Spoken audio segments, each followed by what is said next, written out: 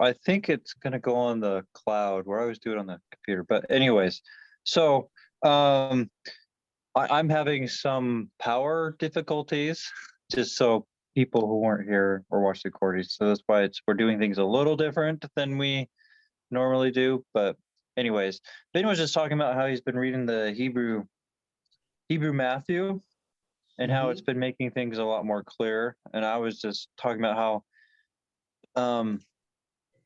that there's multiple sources for multiple of the New Testaments are starting to come out that they were originally in Hebrew. In fact, on this point, one thing that I recall off the top of my head, the story of the adulterous woman, or I should say history of the adulterous woman. Sometimes they call it the wandering history. Because in the Greek manuscripts, it has changed which of the four gospels it's been in. But it's interesting, when you go look at the Hebrew text, it's always been there. And so this, in some respects, is an example where the Greeks, the Hellenists, knew of it, and they copied it from there and then translated it into the Greek to give it out to the world. Because I think one thing that a lot of people forget is Greek was the English of our day, right? Yep. And there was a period where Latin was that, and I think that's why, Rome, the Catholic Church, loves their Latin, because Latin was the common language, at least for their domain. I don't know about the whole world, but Right. anyway. Well, for their known world, it was the common language. Yeah. Well, this is where I haven't studied history on this so much, but I would imagine that Greek was still more common than Latin, even though they just decided to go with Latin for their official stuff. And it was probably just because it was Rome, and so they wanted to use that language instead of Greek. I don't know. Also, go ahead. Well, I mean, this is the languages are fascinating, but I really wanted to kind of get into the message. Oh, sure. Go ahead. That is in the scriptures, that is in these Hebrew, that is in these translations from the Hebrew, and we could compare it. And it's like I was thinking we could do a compare and contrast with our King James versions and see whether or not this does, in fact, make the gospel clearer. Let me see if I can get it so you can share your screen. Well, I don't. It's not on my. I don't have it on Matt's computer. I have it on my phone, okay. So I can't share the screen, but we can read, and we can read verse by verse and see. See the differences. Okay. Well, one thing I know, you can at least share the main link. I think it's like HebrewGospels.com or something like that. Yes, right? it's really simple. HebrewGospels.com. Can you type that into the chat? I think that's the same group that has a YouTube channel by the same name, if I remember correctly. Yes. Which I do like their videos. They have some nice things there. There we go. It's really very very utilitarian name. All right, cool, got it. All right, does not create a lot of confusion. Now, the thing that you'll find is that when you go into the actual translations, it's going to download on your computer or whatever you're using to access. So you can't. It doesn't keep you on the web. Yeah, it'll download onto your computer or phone, whatever whatever you have used, access it, because that's So it's I mean, probably PDFs is probably what they're sharing then. PDFs, and you can also switch to Word doc too. Okay. And so you can now, but the great thing about downloading that is that each one of these gospels comes with its own proofs of authenticity, and you can study those at your leisure. And so on your own time. And so that's it's actually a really good resource. But I think that I think it would be good to go into the Hebrew gospel, compare to the King James version, and see if these things are not. That's not King James. Yes, it is. Oh, it is? Yes, it is. Made more clear. Yeah, Yeah. it made more clear. Right. I think there's probably a couple reasons why it does make it more clear. For one, it's just Hebrew to English, and these translators, at least for some of these, actually understand the Hebrew and the concepts that are being taught, so they can translate it better. Versus Hellenistic people who believe, but they don't really understand, and so it's hard for them to translate something they don't really understand, right? Right. The wonderful thing about this translation of Hebrew Gospels is that it is unabashedly, unequivocally testifying of our Savior as the Messiah. Yeah. Okay. It's not a It's not something that people say you have to read into to get that. It's not a translation by somebody who has an axe to grind against Jesus Christ. And so this Sure. is, this is very, and it's directly from an authenticated Hebrew transcript. So this is big. This is huge. So do you have let's a start- particular let's passage you start wanted to look at? Let's start in Matthew chapter 5. Okay. Sermon. I actually was. If you didn't have one of mine, I was going to suggest Sermon on the Mount. Yeah, let's start in Matthew chapter 5. Okay. I'm going to read verse 1 from the Hebrew Gospel, from the Hebrew Matthew, and then if somebody else could read verse 1 from the King James. I'll do them right All right. So I can. okay, yes, that'd be great. Good too.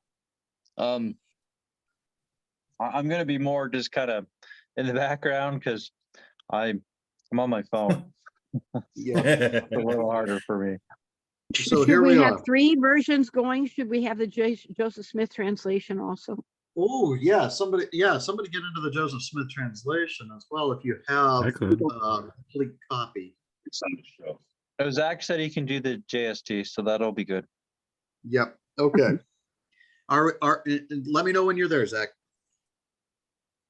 And Sue. Zach's 'cause we got have it, the- Papa. Okay. Okay. Almost. Okay. So we're just going to kind of round robin read through this and see how we can best understand what I now, after having read Hebrew Matthew, I call it the Sermon on Torah. So wait a minute. So- I've said that before. Yeah, well, I wasn't in the place where I could say that yet because I Oh, okay. haven't read this. All right. Okay. So now I'm saying it from having read something. You said But, Matthew 5, right? Yes, Matthew 5. Okay. All righty. So I will start. You ready, Zach? Yeah. Okay, so I will start with verse 1. Yeshua Mashiach guarded the people who were coming up to the mountain, and when he had set himself down, his Talmidim drew near unto him. So, and so that's the he looked at. It's more than merely seeing, regarded. And the Talmidim, when one was regarded as a master of the law, they gathered Talmidim to themselves, and the relationship of the master to the Talmidim was actually very important. It was like almost father and son relationship, and so this is Hebrew traditions. In fact, the Hebrew culture still does this. If you do an apprenticeship, it's not so common anymore with the modern society, but it still happens that if you take an apprenticeship, you actually will go live with your teacher and you will call him father. Yep. Because he's now your leader. Yep. So now, Susan, Susan, go ahead and read verse 1. And seeing the multitudes, he went up into a mountain, and when he was set, his disciples came unto him. Okay. And me. Joseph Smith translation, Zach? And Jesus, seeing the multitude, went up into a mountain, and when he was sat down, his disciples came unto him. So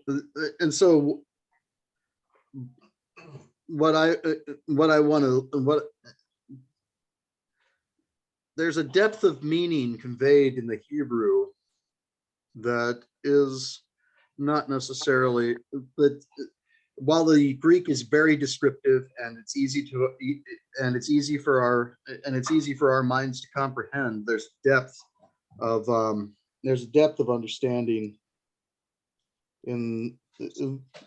of the relationship between Yeshua or Jesus and his disciples conveyed in verse 1 of the Hebrew, Matthew, that is not necessarily conveyed, I believe, in verse 1 of the other two. Well, I think it's more clear where if you know how father's used and whatnot, like I was explaining a little bit in the Hebrew culture, it's there, but it's less noticeable for the more trained, I guess, for lack of a better word, or one who cares about the Hebrew culture more. Right. If that makes sense. That was what I was going to point out is, there are some people that are not so familiar with Hebrew culture. Mm-hmm. So, yeah, Ben, you're in a place now where you're opening up and you're learning and you're and you're paying attention to this kind of stuff. But to the average human on the face of the earth, they don't care about this stuff. They don't, and that's the sad thing, and that's a sad truth. Well, the thing is, I mean, on top of that, a lot of those who are starting to wake up, the problem is they're reading Hebrew scriptures with a Hellenistic mindset, and so they think they see something that's actually not there.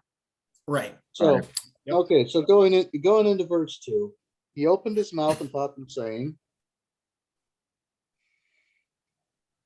Same, and it's just the same. Yep, it's the same. Basically. It's exactly the same. Okay. In the King James. So now we're getting into the Beatitudes. Blessed are the humble ones of spirit, for theirs is the kingdom of Yahweh. Why, that makes it easier to understand, the humble ones. This one says, of course, blessed are the poor in spirit, for theirs is the kingdom of heaven. And humble ones makes so much more sense. Yes. Yes. Okay. And in the, of course, I don't know if it in the 1600s, if that poor meant humble. more clearly than Well, it does to them. Poor people tended generally to be more humble. Well, I would say the poor is poor in spirit, which is another way of saying humble. But And what does the Joseph Smith translation read, Zach, on verse 3? Blessed are they who believe on me, and again more blessed are they who shall believe on your words, when ye shall testify that ye have seen me, and that I am. Okay, and verse 4. Because that one's a direct copy of what he says to the Nephites. Verse 4. yeah, so that one's an insert, right? That's an inserted verse. That's an inserted verse that really does kind of help to clarify, and it really comes back to that humble ones of spirit. It really does point back to that. So let's go on to verse 4, Zach. Okay. Because that was an inserted verse. Yea, blessed are they who shall believe on your words, and come down into the depth of humility, and be baptized in my name, for they shall be visited with fire and the Holy Ghost, and shall receive a remission of their sins. Wow, so much about being humble there. And verse 5. Yea, blessed are the poor in spirit who come unto me, for theirs is the kingdom of heaven. And so the poor in spirit who come unto me, the humble ones of spirit. Yep. And so you see how this is how this and the Joseph Smith translation are really kind of blending together. Right. And I would say if we actually search the Tanakh, the Old Testament, for usage of poor in spirit, we would come up with examples of humble. Yeah. Unless someone wants to do it themselves, I'm a little crippled right now. But for me, poor in spirit and humble are same thing. Did you want to say something, Josh? No, I was gonna say what you just said. To me, they're kind of synonymous. They mean the same thing. It's just different wording. Potato, potato, tomato, tomato. Okay. I know. So that's pretty cool. And that's pretty cool how that's worked out so far. And we go into verse 4. Blessed are the weeping ones, for unto them comfort will reach. What about verse 4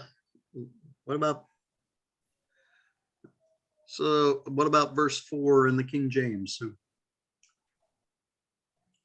Blessed are they that mourn, for they shall be comforted. It's roughly the same kind of idea. Pretty similar. And Zach, next verse. And again, blessed are they that mourn, for they shall be comforted. Yep. It's basically the same thing. Yeah, it all comes together. Now here's one that's really cool. And I pointed this out to somebody. the other day. Verse 5. Blessed are the resting ones, for they will inherit the earth.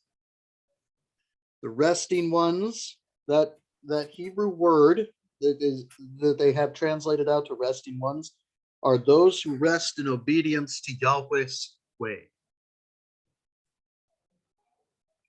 That's what it means to be a resting one. It's one who rests in obedience to Yahweh's way.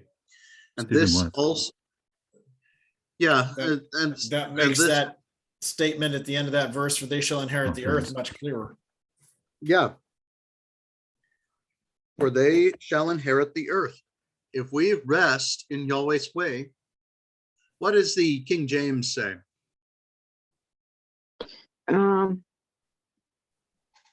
Blessed are the meek. Blessed are the meek, for they shall inherit the earth. Blessed are the resting ones, those who rest in the ways of Yahweh.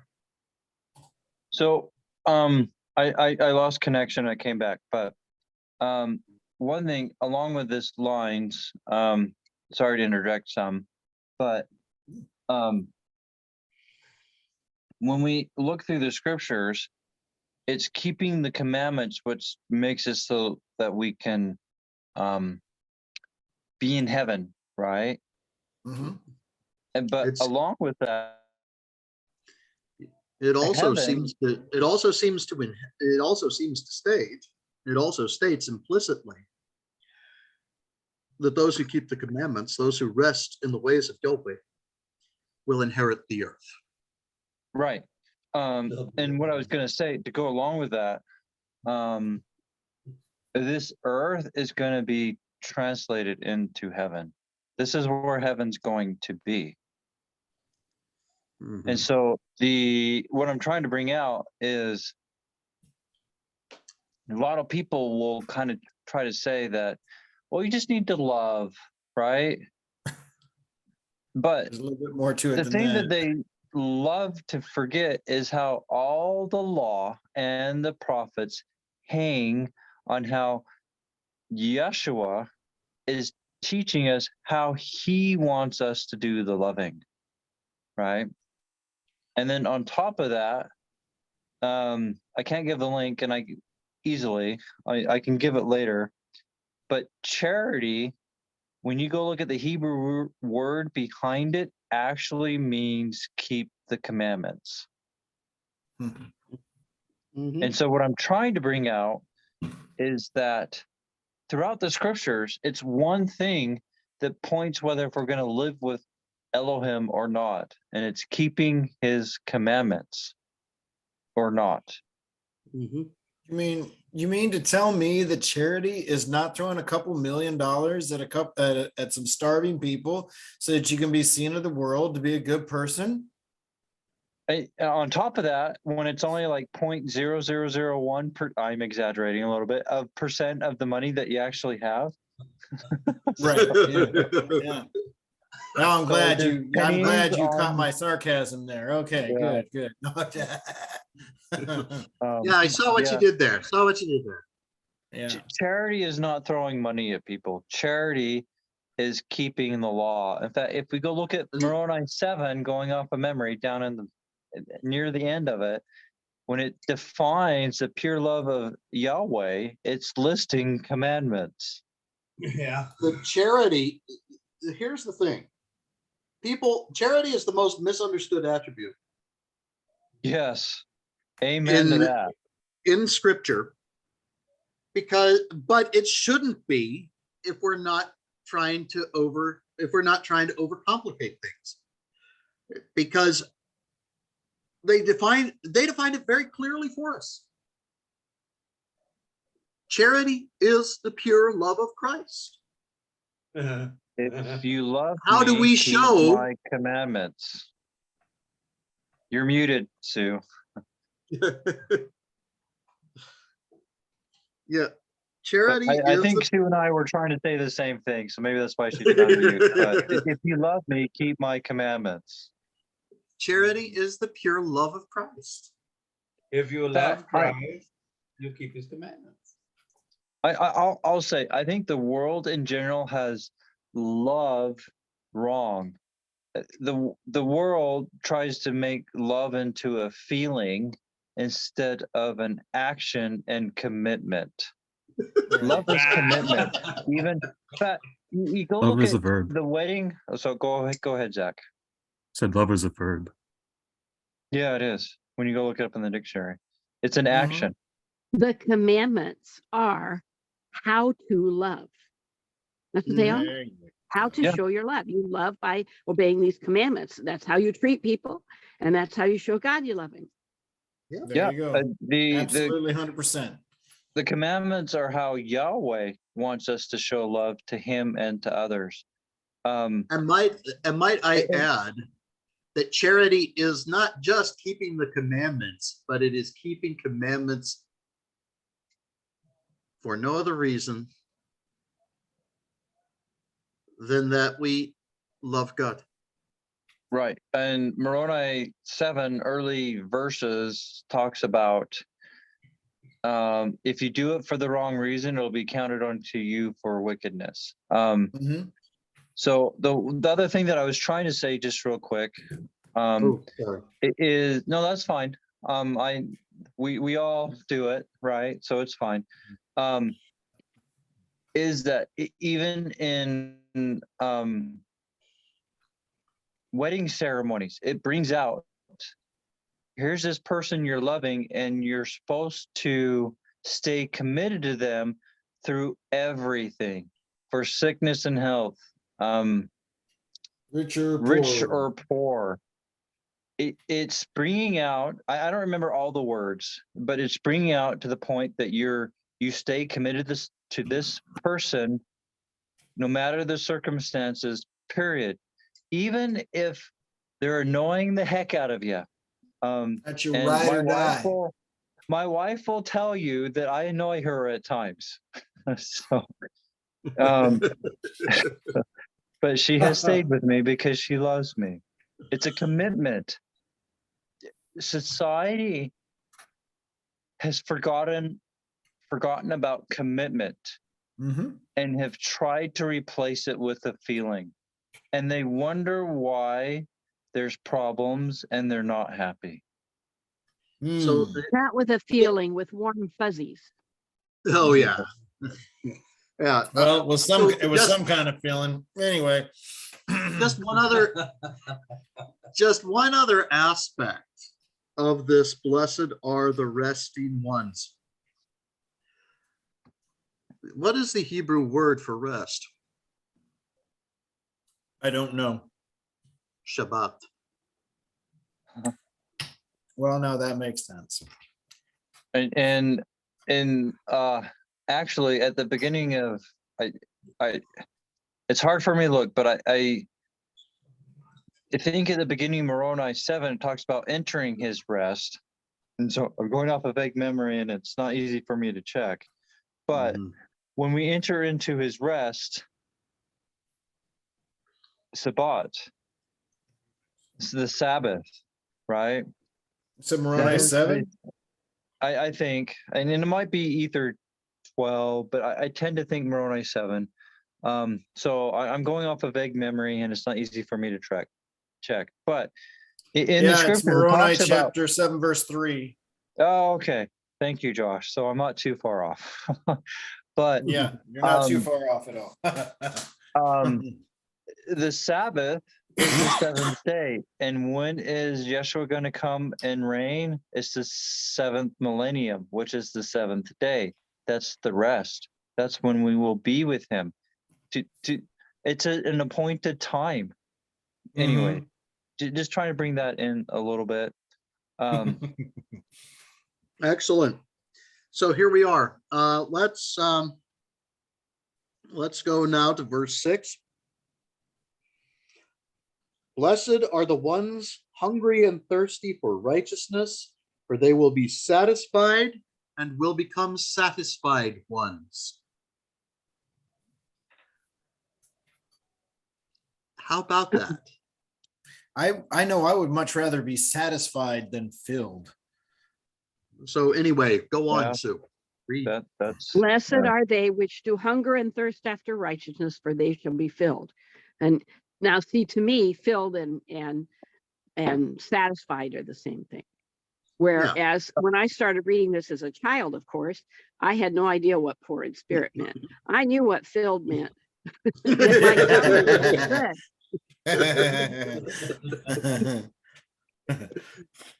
It means you're not hungry anymore. And in the JST, Zach. And sorry. And blessed are all they that do hunger and thirst after righteousness, for they shall be filled with the Holy Ghost. Ooh. This is what it means to be satisfied. This is what it means to become satisfied ones. You see how compatible the Hebrew gospel is with the Joseph Smith translation. It is incredible how compatible the two are.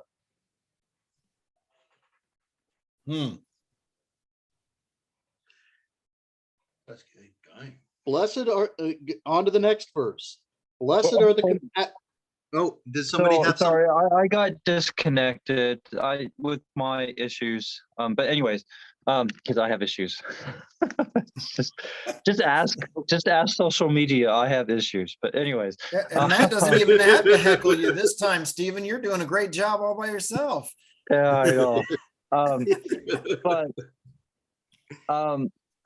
being satisfied has a lot to be with having the peace, right? And peace comes from living Yahweh's ways. And Yahweh's ways, another term for that, the law or Torah, is the holy behavior. The holy behavior, which is the Holy Spirit. So they go hand in hand with each other. According to my experience, most of the world has absolutely no idea what joy is. Yes. And they confuse excitement and happiness for the joy. And there's no other way to experience joy other than the baptism of the fire and of the Holy Ghost.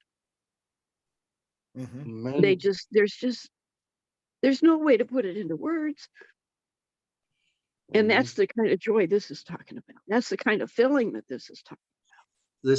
This is what it means to be the satisfied ones.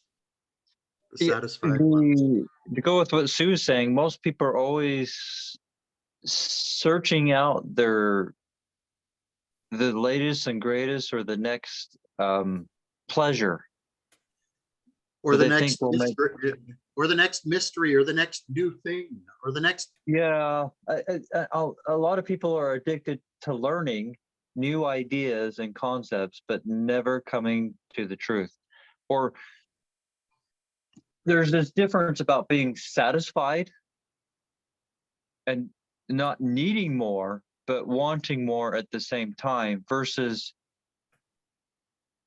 addicted to all these new winds of doctrine that push you to and fro every direction. That, anyways, I'm probably not describing it very well, but I do think it sounds like some of them here are understanding that there's a big difference between needing the latest and newest, greatest idea to satisfy you, versus being satisfied but wanting to go back to the banquet for more. Yeah. Versus going to another restaurant, possibly as a going along with that analogy of the banquet, right? Anyways. Yeah. Okay. Does anybody else have anything to add before we move on to the next verse? No. Okay.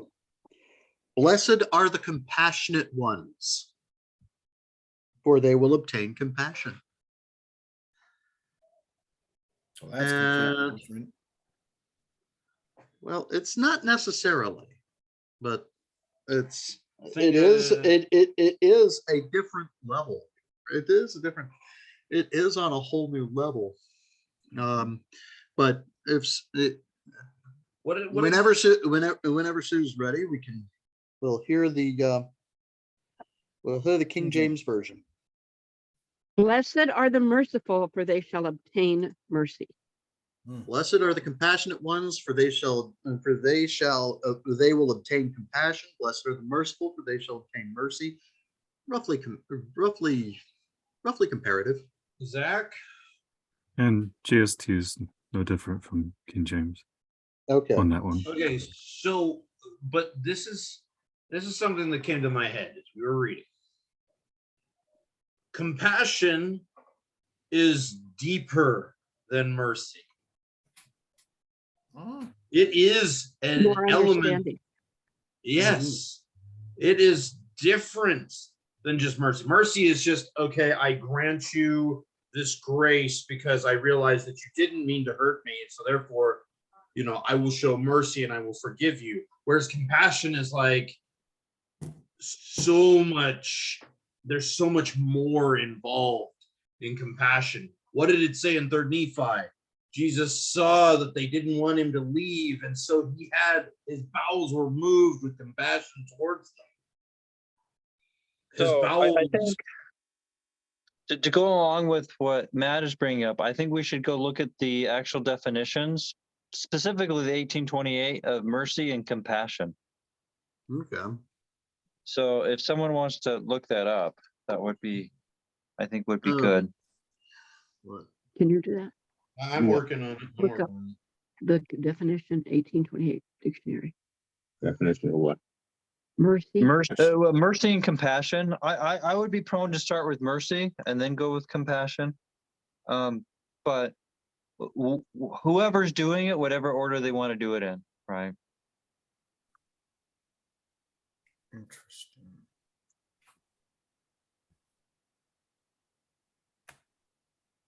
It's just me initially, I would just kind of think that mercy and compassion is the same thing.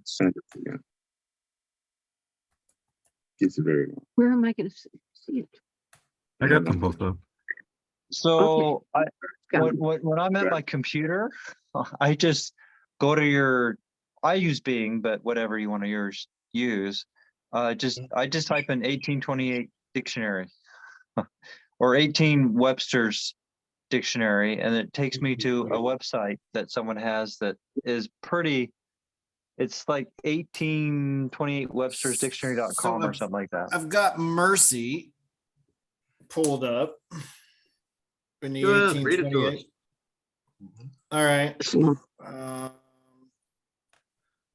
It's from the 1828 Webster's dictionary, right? Yeah. Okay.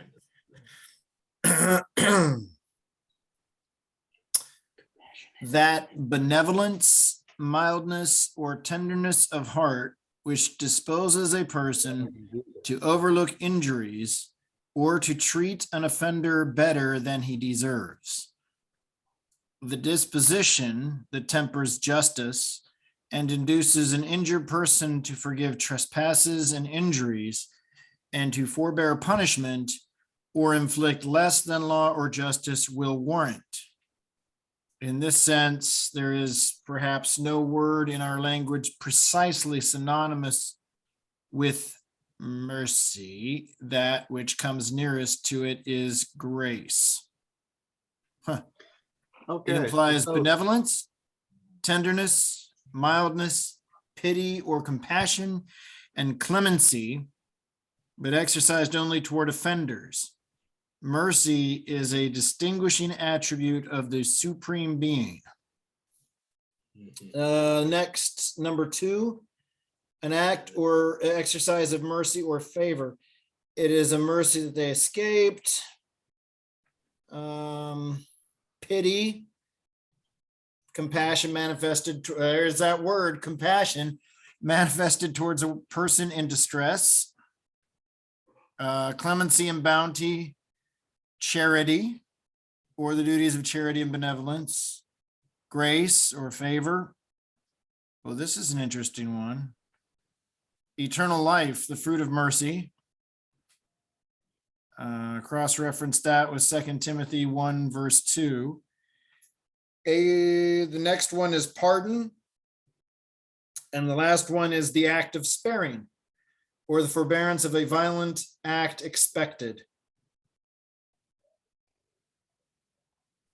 That's mercy. You will Here is do compassion. compassion. I have it. I'll look it up. I have Hold on. Matt already has I it. have it. Oh, you have it. okay. Okay. Are we ready? Yeah. So the noun, compassion as a noun, a suffering with another, painful sympathy, a sensation of sorrow excited by the distress or misfortunes of another, pity, commiseration. Compassion is a mixed passion, compounded of love and sorrow. At least some portion of love generally attends the pain or regret, or is excited by it. Extreme distress of an enemy even changes enmity into at least temporary affection. He, being full of compassion, forgave their iniquity. Psalm 78:38. And his father had compassion and ran and fell on his neck and kissed him. Luke 15:20. Compassion is a transitive verb, to pity. So it seems that compassion has actually a much more universal. Right. And one thing I would say that reminds me more compassion of Mosiah 18, and one of the things that it likes to bring out about the baptism covenant, because the baptism is a witness of a covenant already made, right? And the covenant is to keep all of Yahweh's commandments. But one of the things that it actually specifically brings out, and I'd have to look up the exact wording, but it's something mourn with those who mourn, which is what compassion brought out where mercy did not, right? Right. Yes. And actually mercy is connected to passion. In the very definition of mercy, it is connected to passion, like it is a part of compassion. So here is, so I'm just going to read that thing, those verses where it talks about what we're promising at baptism from Mosiah chapter 18 verses. One of them is going to be that we promise to keep all his commandments, and so that might be further up. But later down is the part where it brings out the focus of mourn with those who mourn. So right? it's Mosiah chapter 18, verses 18 through 20 is the actual reference. No, 8. Or 8, sorry. 8 through 10, sorry. Okay, I'll start in verse 7. And it came to pass after many days there were a goodly number gathered together at the place of Mormon to hear the words of Alma. Yea, all were gathered together that believed on his word to hear him, and he did teach them and to preach unto them repentance and redemption and faith on the Lord. And it came to pass that he said unto them, Behold, here are the waters of Mormon, for thus were they called. And now as ye are desirous to come into the fold of God, and to be called his people, and are willing to bear one another's burdens, that they may be light, yea, and are willing to mourn with those that mourn, that bearing one another's burdens, that they may be light, that's another aspect of compassion. Yea, and are willing to mourn with those that mourn, further compassion, yea, comfort those that stand in need of comfort. And here we are promising to stand in and fulfill the promises the Savior made to those who weep, to those who mourn. We're promising to stand in for the Savior and do that.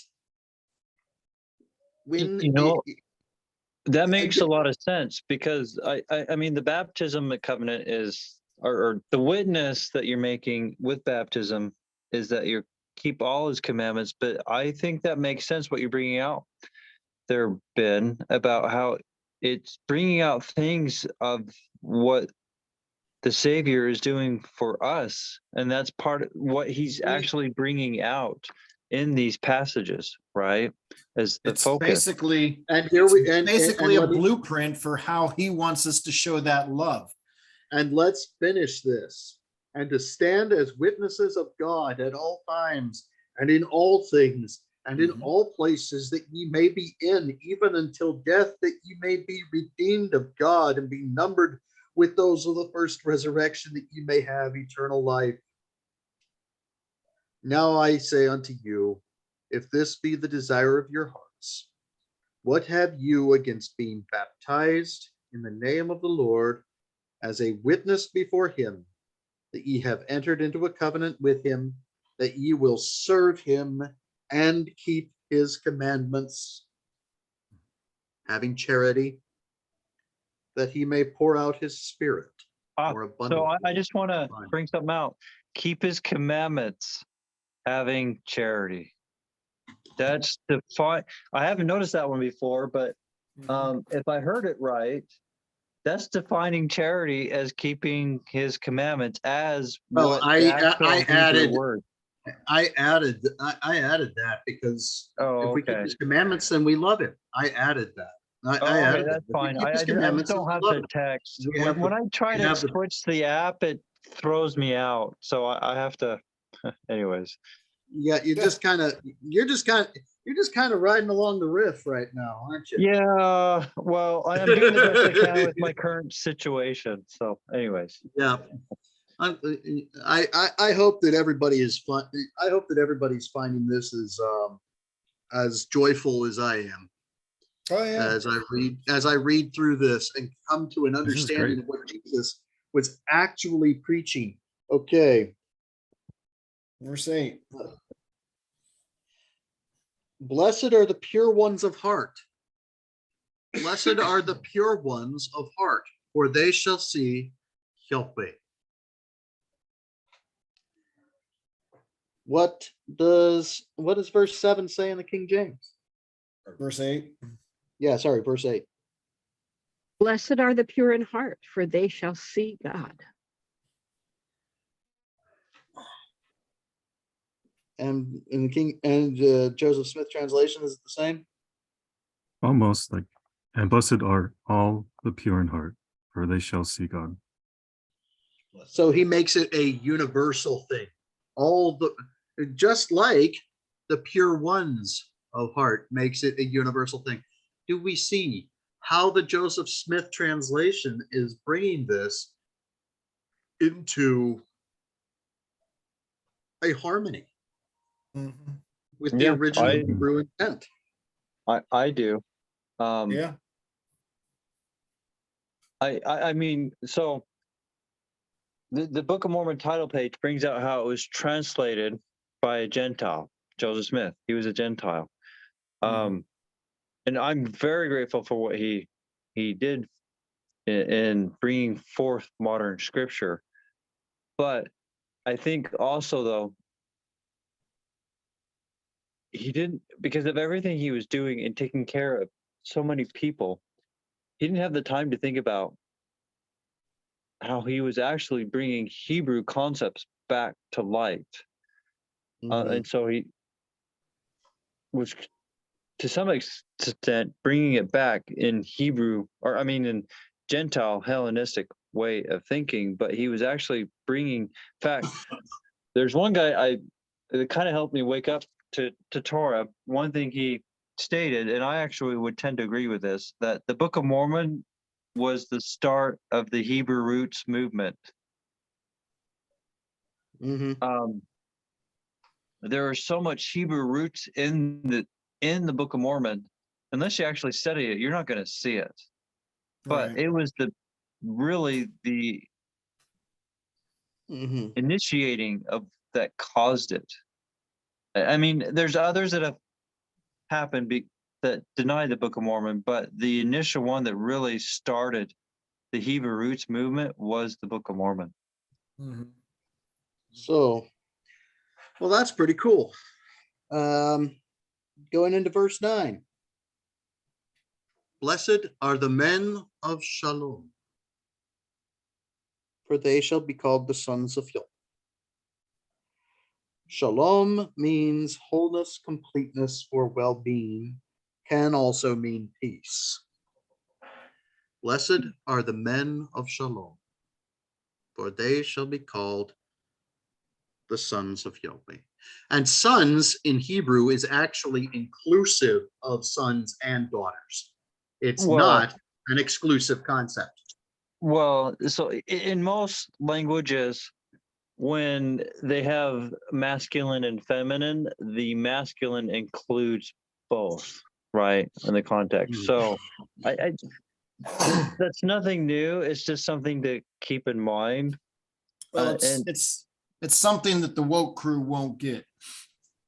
Yeah, the woke aren't so woke though. But anyways, exactly. Yeah, but that's what the woke are woefully asleep. That's what I was getting. Well, at least the translators got it.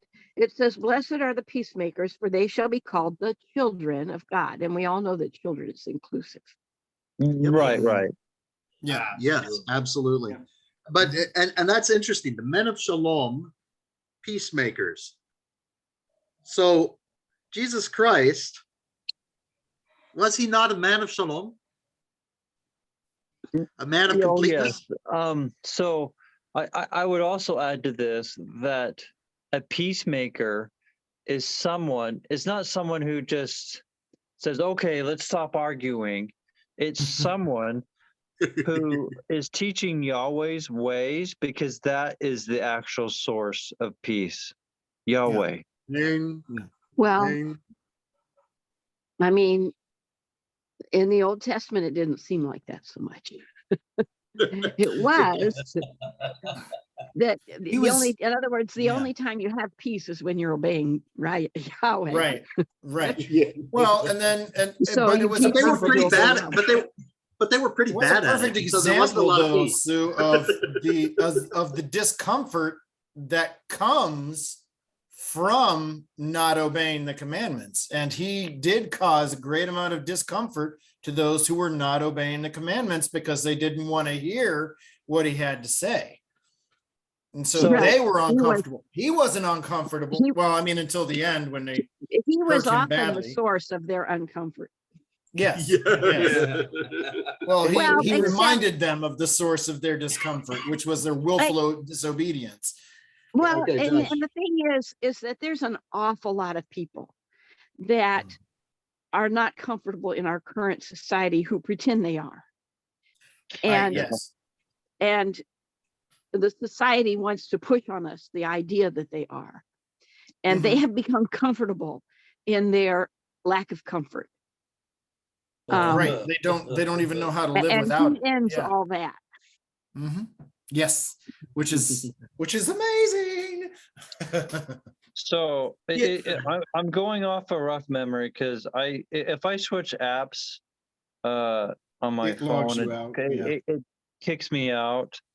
So, but I think it's I have a recording on this. I'll put in the notes, but I think it's Mosiah 26 or in that range. Or it talks about how Alma, the younger, is a peacemaker while he's going out and teaching Yahweh's ways. So this is after his conversion, right? Because he was a wicked man initially. So I or maybe it's Mosiah 28, but somewhere in that range. It brings out how Alma the younger is a peacemaker while he's going out and teaching Yahweh's ways. Yep. So this is what it means to be a man of shalom. To be a preacher of the way of peace. To be a preacher of the way of peace, and not only a preacher, but a liver. Well, yeah. How can you teach? How can you actually teach what you don't live? Because you don't know it. Well, a lot of people do it all the time. People do it all the time, Josh. Just going to say that people do it all the time. But it's not. It's not true doctrine. Yeah, you're right. Well, people can. It cannot be true doctrine coming from them. I've seen people teach true things without the depth that are not actually keeping it. And this is why in Mosiah 24 through 27 or so, I have to I'd look at my notes, but I can't right now. But it talks about that part of the requirement of calling a teacher is that they're doing it also. Right. And earlier in Jacob 7 and I think Alma 1 off a rough memory, there's the two of the three antichrists, and they say one thing and do another, right? And I think that's partly to combat that idea that you can preach one thing and do another, right? Which they themselves experience. I think we're saying the same thing, only slightly differently. I think so. I'm just maybe getting into more details. Yeah. So let's go to verse 10. I think we've about beaten that horse. We've beaten Shalom to fare thee well. Blessed are those who bear the persecutions because of righteousness, for theirs will be the heavenly kingdom.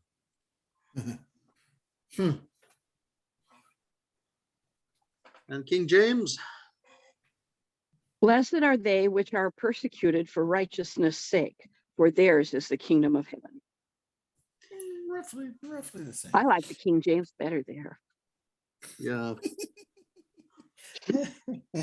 Yep. Yeah, that's probably the first time that it might be a little clearer. Zach, can you give us the JST? Yep. Blessed are all they that are persecuted for my name's sake, for theirs is the kingdom of heaven. For righteousness' sake, my name. Yes. Righteousness is his name. I'm with Sue. I actually prefer the King James on that, but that could be just because I've grown up with it. But I do believe they're teaching the same thing. But I actually prefer the Joseph Smith translation because it's so obvious at that point for whose name the persecution must be. Right. The JST is kind of more in King James language. But anyways, yeah, and you have to do it for whose name, not to brag or say I'm better than you, but for his sake, right? Yes. Well, exactly. here's something that we all need to keep in mind. When you are in tune, or when you are living the law, you are living God's law. You're not living the world's law. You will be persecuted. Yeah. Because the world can't have that.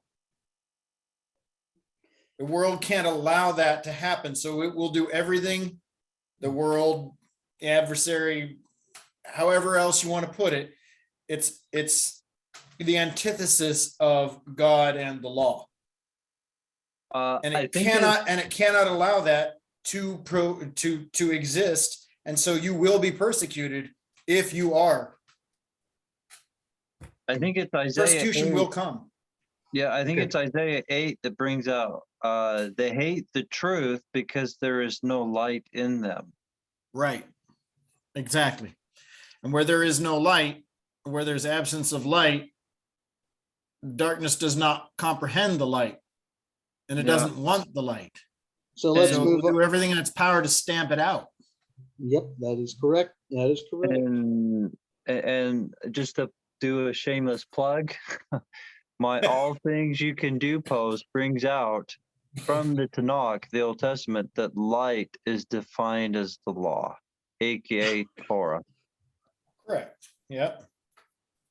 Which Shall we move on? All right, I've got like about 10 more minutes, power, guys. And then I gotta leave. Okay, take care, Josh. Thanks for coming. Well, he's got 10 more minutes. He's got 10 I more got 10 more minutes, so I want to get through as much of this as possible. So let's get into verse 11. Oh, no, I just want to say, here I am standing or sitting in the darkness. Other than the little glow that comes to my screen. But no, I'm being funny and serious at the same time. Right. It is the law that gives us the light to know what is right and wrong. Yes. I agree. Amen. But I also find it interesting. That is what people fight against. Very hard. It's really the only thing that people fight against is the right way, because everything else you can do the hell and the whatever and the fucking thing you want to do. Wow. But when it actually comes to what is right, and hence, right? What was said to Saul at the time, who became Paul? It is hard for you to kick against the pricks. Yeah, because he fought against the righteousness. Yep. Mm-hmm. He loved his false traditions. Yeah. Yep. And To he the point loved of murdering persecuting. people. And he loved persecuting. Yeah, and I'll go further. He loved killing people for what he thought was right. Correct. Yes. Yeah, for what he thought was right, and that I will go with. Shall we continue? I Yes, think- please. I think Okay. I would like at least to get to verse 17 before Josh has to Okay. go. Okay, so let's continue. Blessed ones you will be when the men curse you and persecute you and say all kinds of evil things against you and lie because of me. And in the King James, Blessed are ye when men shall revile you and persecute you, and shall say all manner of evil against you falsely for my sake. and Joseph Smith translation. And blessed are ye when men shall revile you and persecute you, and shall say all manner of evil against you falsely for my sake. So these are actually fairly equivalent. So let's move on. Shout with joy, your wages are great in the heavens, for so they persecuted the prophets that were before you. King James.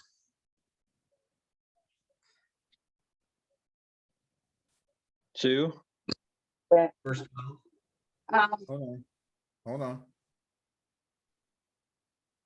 Rejoice and be exceedingly glad,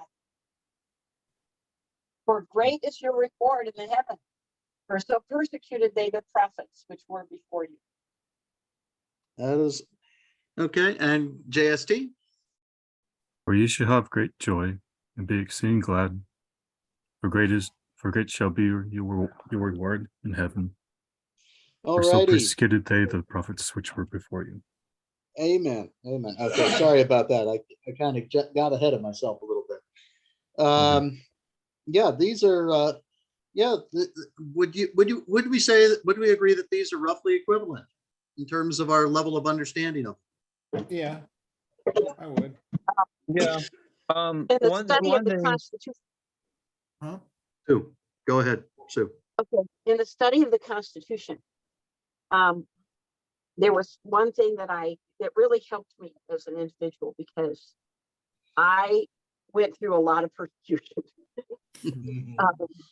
I went through a lot of persecution from loving my Down syndrome brother all the way through, the hard things in life I went through. And I found great comfort in the fact that,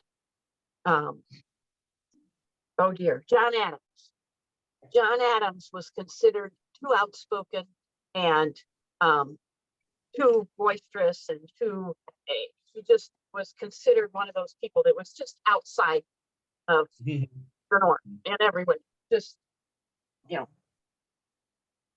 too Cantankerous. He was a absolute cantankerous fellow. on principle, too absolute on principle for most of them. And these are the writers of the Constitution. I mean, these were good guys. And he was just too, and I want to say righteous, but I don't know if that's the right word. It's not, but too outspoken and too whatever for most of them. And yet he was our second president. He was elected by the voice of the people to be the second president of our country. So yeah. Well, and that's a really cool thing. Thanks for sharing that, Sue. Let's go to verse 13 real quick here. Let's keep moving forward so that we can kind of get to where I'm angling to. And it happened further, verse 13, and it happened furthermore that Yeshua Mashiach said to his Talmidim, you are the instruction of the world, but the instruction is cut off by them who are not saved, and nothing else is fit except to cast them who are, I will now add something for myself. Them is those who are not saved, to cut off the instruction to the street and to trample them.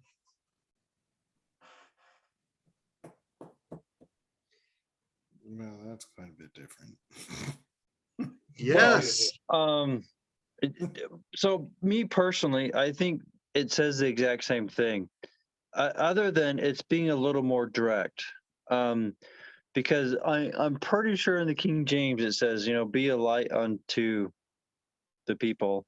And when you go look at what It's the salt of the earth. This is the salt of the earth. Okay, so let's read the King James real quick. Okay. Ye are the salt of the earth, but if the salt have lost its savor, wherewith shall it be salted? It is thenceforth good for nothing but to be cast out and to be trodden under the foot of men. And that's because they put it on the roads, trod under your feet to keep the roads from growing weeds. Mhm. Okay, yeah, so, but do you see how that changes the focus from we are the instruction, the salt is the instruction. So we are to be the instruction to the world. But and it says here, but the instruction is cut off. Well, why is it cut off? By them who are not saved, and nothing else is fit except to cast them into the street and to trample them. That's a really interesting thing. Joseph Smith translation, take a look. Verily, verily, I say unto you, I give unto you to be the salt of the earth. But if the salt shall lose its savor, wherewith shall the earth be salted? The salt shall thenceforth be good for nothing, but to be cast out and to be trodden under foot of men. No, that's interesting. That one puts it right back on the instruction. So basically, when we bring all these together, we can understand that what it's talking about is that we're supposed to be the instruction, and if we're not living according to our instruction, therefore we cut off. When you bring it all together, if we cut off the instruction by our lack of obedience to the instruction, then we're good for nothing except to be cast under the foot of man. It's really interesting. Salt, if used properly, makes things actually taste better, and it brings out the natural flavor. But if it's not doing its job, that's when you go throw it on the street, because it's worthless, and well, maybe not completely worthless, but it's not much more good than just to go walk upon, right? And trampled upon, which is not a good thing. Yeah. Yep. So so there we go. So now we're seeing that as we cross compare, reading across multiple translations, we can actually come to a much clearer knowledge of what we're actually talking about.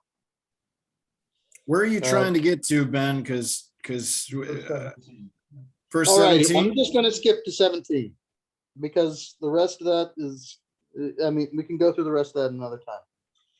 Moreover, Yeshua Mashiach said to his Talmidim, do not think I came to throw down the Torah and the prophets.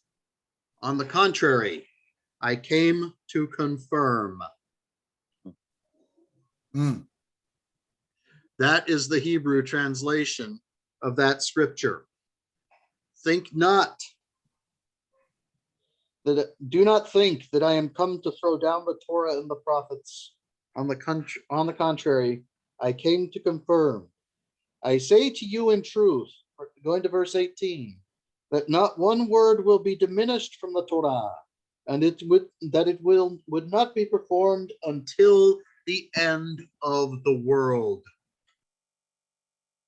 So one thing I do want to say, pleiru, which is behind the word fulfill, the Greek, and what most translations use, right, actually means fully preached. And at the risk of getting disconnected, I'm going to see if I can find a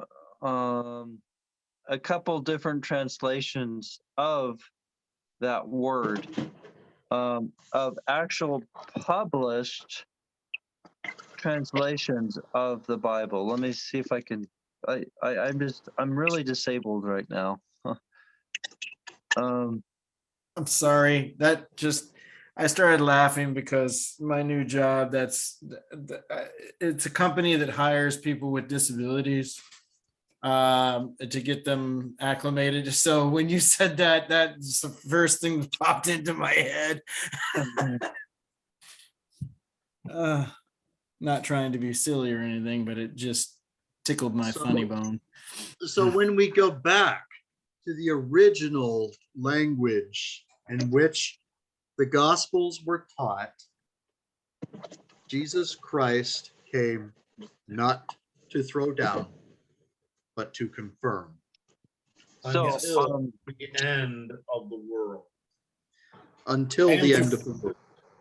so and to fully preach. And so testify. yeah. So here is 1, 2, 3, 4, 5, 6 translations I like that were actually published. Okay. CEV. Don't suppose I came to do away with the law and the prophets. I did not come to do away with them, but to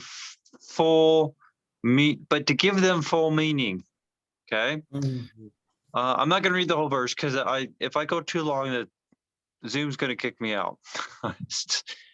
CNT. Do not suppose I have appeared that was the intention of abolishing the teaching of the law and the prophets. I made my appearance not to abolish it, but to give full expression to it.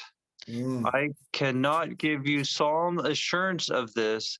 It is not till heaven and earth are removed that anything shall be removed from the law. SGAT. Do not suppose that I have come to do away with the law or the prophets. I have not come to do away with them, but to enforce them. TEV. Do not think I have come to do away with the law of Moses. This is where I would say Torah. So I think this is a little bad translation, but anyways, and the teachings of the prophets, I have not come to do away with them, but have make their teachings come true. TM, do not suppose for a minute that I have come to demolish the scriptures, neither God's law or the prophets. I'm not here to demolish, but to complete. I am going to put it all together in a vast panorama.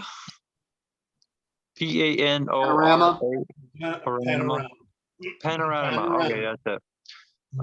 God's law is, yes, I can't say that. Panorama. Yes, that word. God's law is more real and lasting than the stars in the sky and the ground at your feet. Long after the stars burn out and the earth wears out, God's law will be alive and working. WNF. Now, don't get the idea that I've come to destroy the old law or change the word of the prophets. I have not come to destroy, but to explain, make relevant, and complete the law and the prophets. Basically, there is no change to be made in the law of God until everything is finished in accordance with God's plan. That's WMF. So those are my favorite ones. The point is that the law is not done away. Right. But Yeshua, HaMashiach, is the difference between the law being death to us and the law being life to us. Yeah. His sacrifice changes the law from an instrument of damnation to an instrument of sanctification. Exactly. The law is a double-edged sword. It will condemn you or it will save you / sanctify you, right? What does he continuously say in the Doctrine and Covenants? My word is like a two-edged sword. Yeah. And his word is law, right? Yes. Hey, Ben, thanks so much for sharing that. While I was able to be here today, that really shed a lot of light on the Sermon on the Mount, and opened my eyes to some things that I hadn't thought of previously. So I thank you very much. I appreciate that. But I do have to go. I've got an early day tomorrow, so unfortunately I can't stay anymore. Yeah. Sorry, Love you, guys. Josh. Love you, Josh. Well, thanks for coming what you can, Josh. Yeah. We'll see you. I shall see you at the next meeting. Yep. Good night, Shabbat Josh. shalom. Night, Sue. Shabbat Shalom. shalom. Shalom. I too am gonna have to go. Tomorrow is a special day. I have to be at the Capitol all day. So Okay. and we have to head out of here in time to get there early. So Okay, Well, good luck. I hope you found some And thank joy you. in this, Sue. I feel very much enlightened. Thank you. It Good was night. it had that effect. It had that effect for me too when I first started reading. Thanks. Shabbat shalom. Shabbat shalom. Shalom.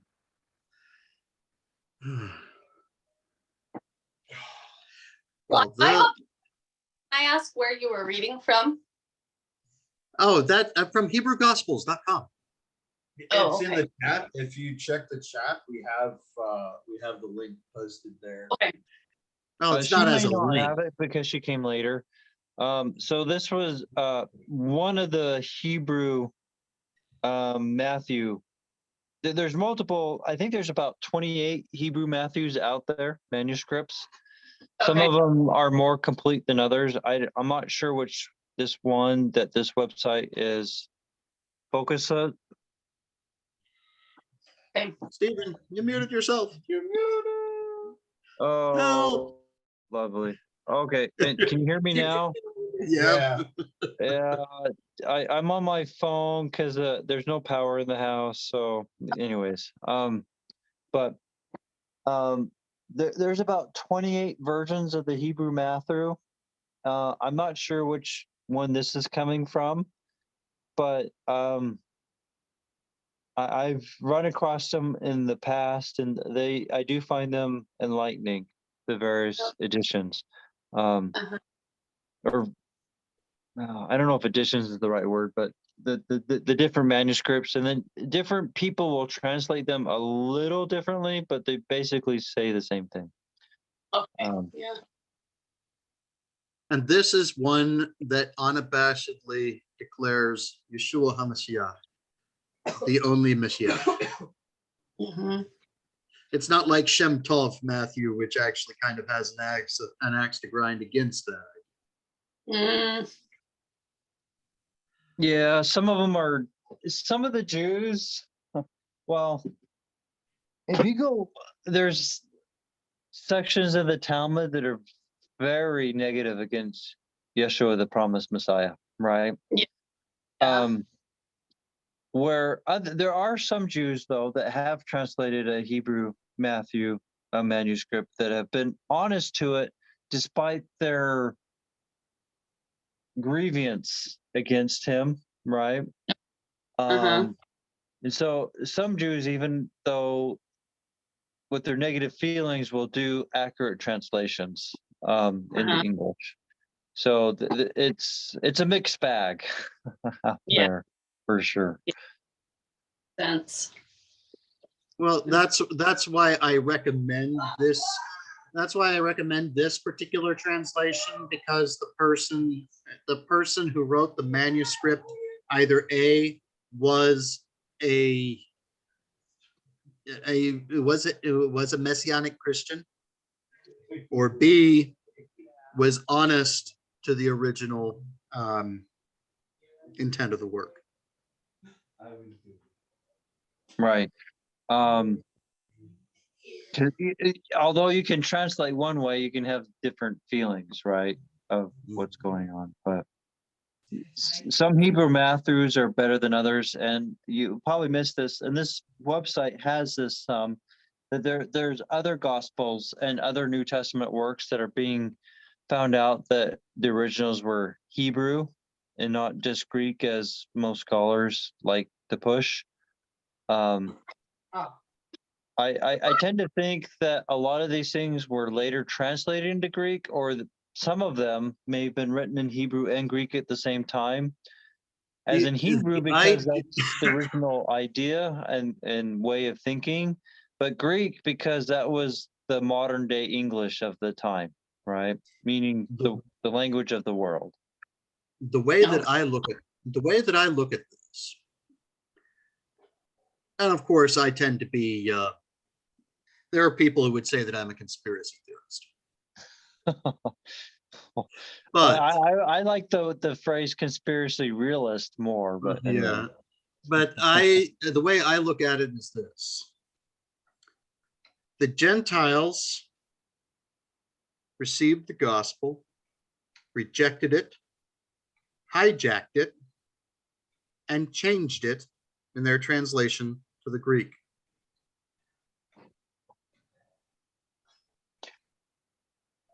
I see where you're getting at. I think it's, and this is maybe my view of it, I don't think they intentionally hijacked it, but they didn't understand it. But the idea that the Gospels were originally in Greek is hijacking. It's straight hijacking. I would agree because with that, Jesus was not Greek. Jesus was not Greek. Peter, James, and John were not Greek. Neither was Paul. They were all Hebrews. I agree with you. And so they hijacked when they say that the New Testament is Greek, that is Gentiles hijacking the gospel and corrupting it. That's modern Gentiles that push that idea, though. Yeah. Because and maybe not from I talked about originally, they took things from the Hebrew Gospels, like the wandering adulterous woman. Right. They knew it was there, but I think that they spoke Greek. I'll be honest. I don't speak Hebrew. No. I know how to go use tools to help me understand it and go back to the originals. And so with modern technology, it's easier than it was back then. Just in the fact that we're meeting right now, right? Where I'm meeting in the dark. Yeah. And you're in Texas and I'm in Argentina. Right.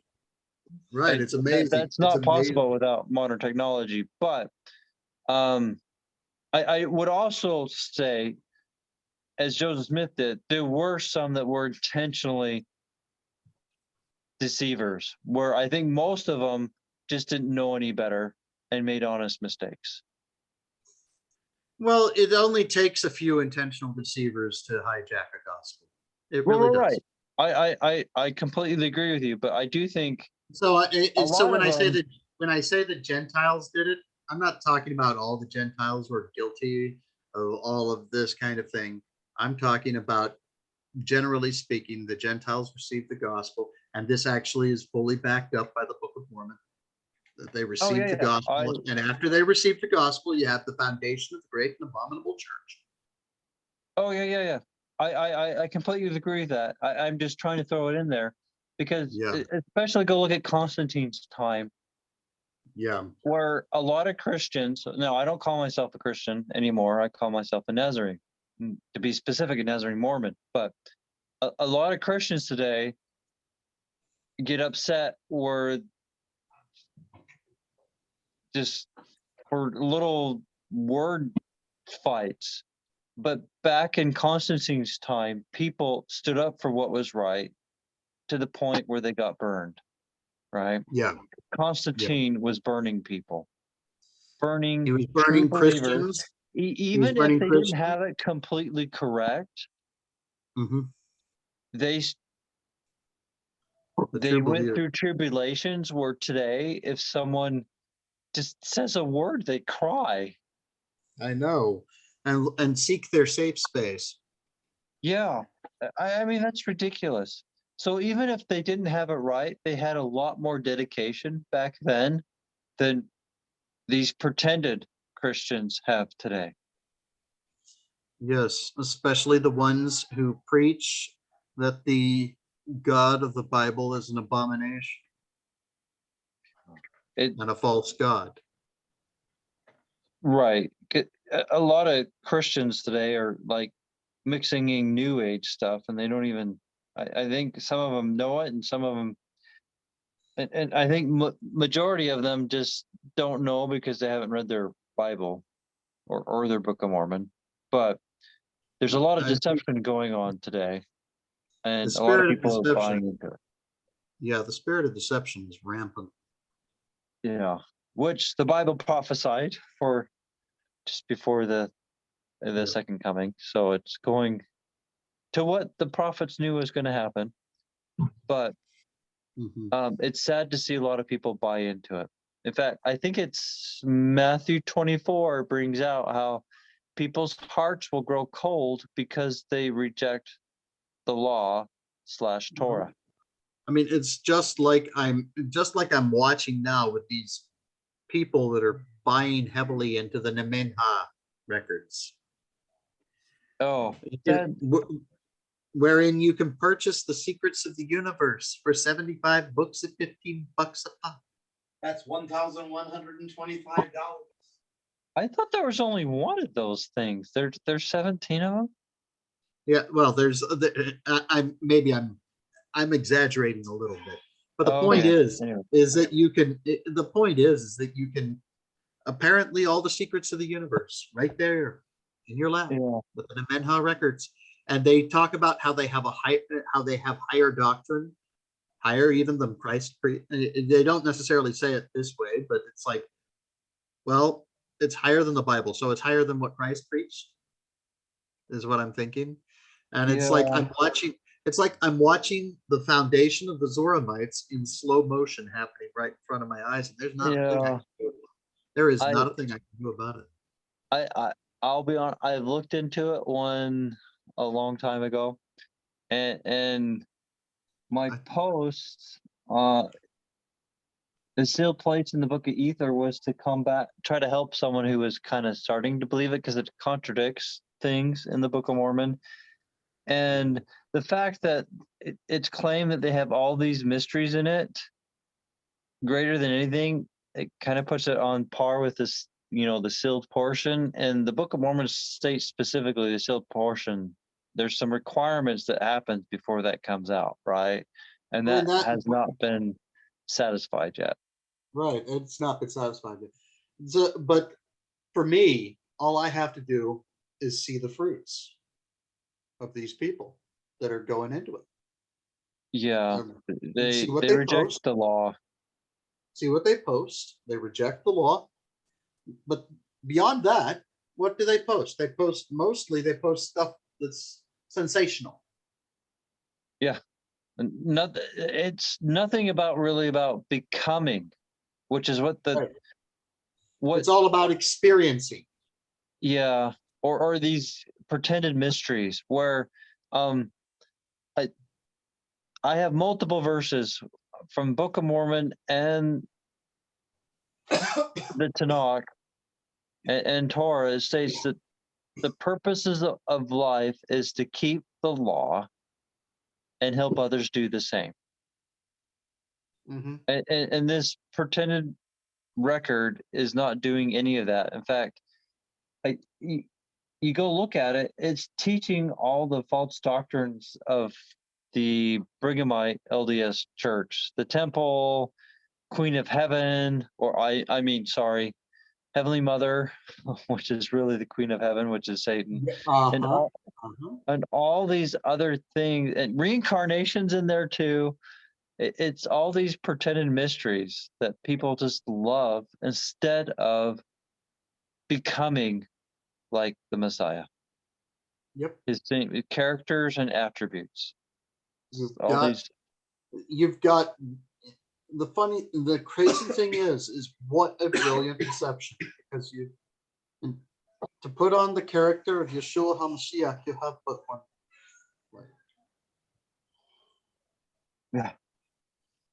You have but one life to put on the character of Yeshua. Yeah, this is the life to prepare to meet God. You know, learning can go on from all eternity to all eternity. Gathering of knowledge can go on from all eternity to all eternity, but to gain the character of Yeshua, This is the time for that. And as the Book of Mormon states, the spirit you die with, or the character attributes that you die with, is what you're stuck with in the resurrection. There is no repenting after you die. AKA changing your character, returning to the law. You can't do that after you die.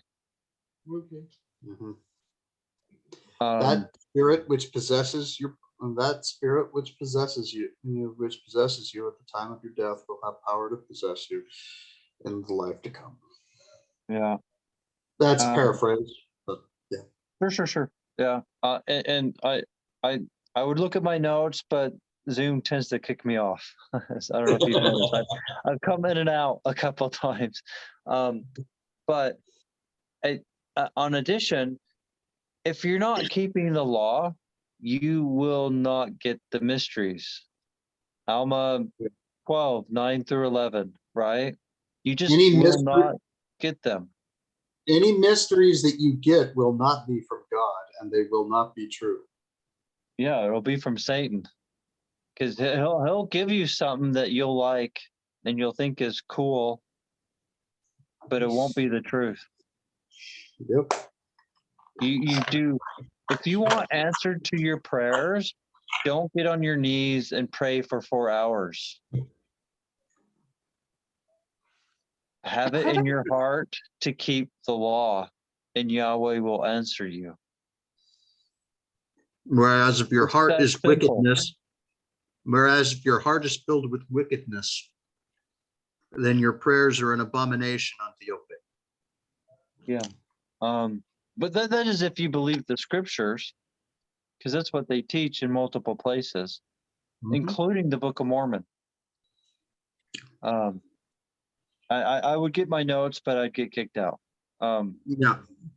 Well, I find actually the people who are currently in the church are more amenable to this message than those who are jumping out. Yeah, I have found the same thing, because a lot of these quote unquote people who claim that they're awake, they're actually woke.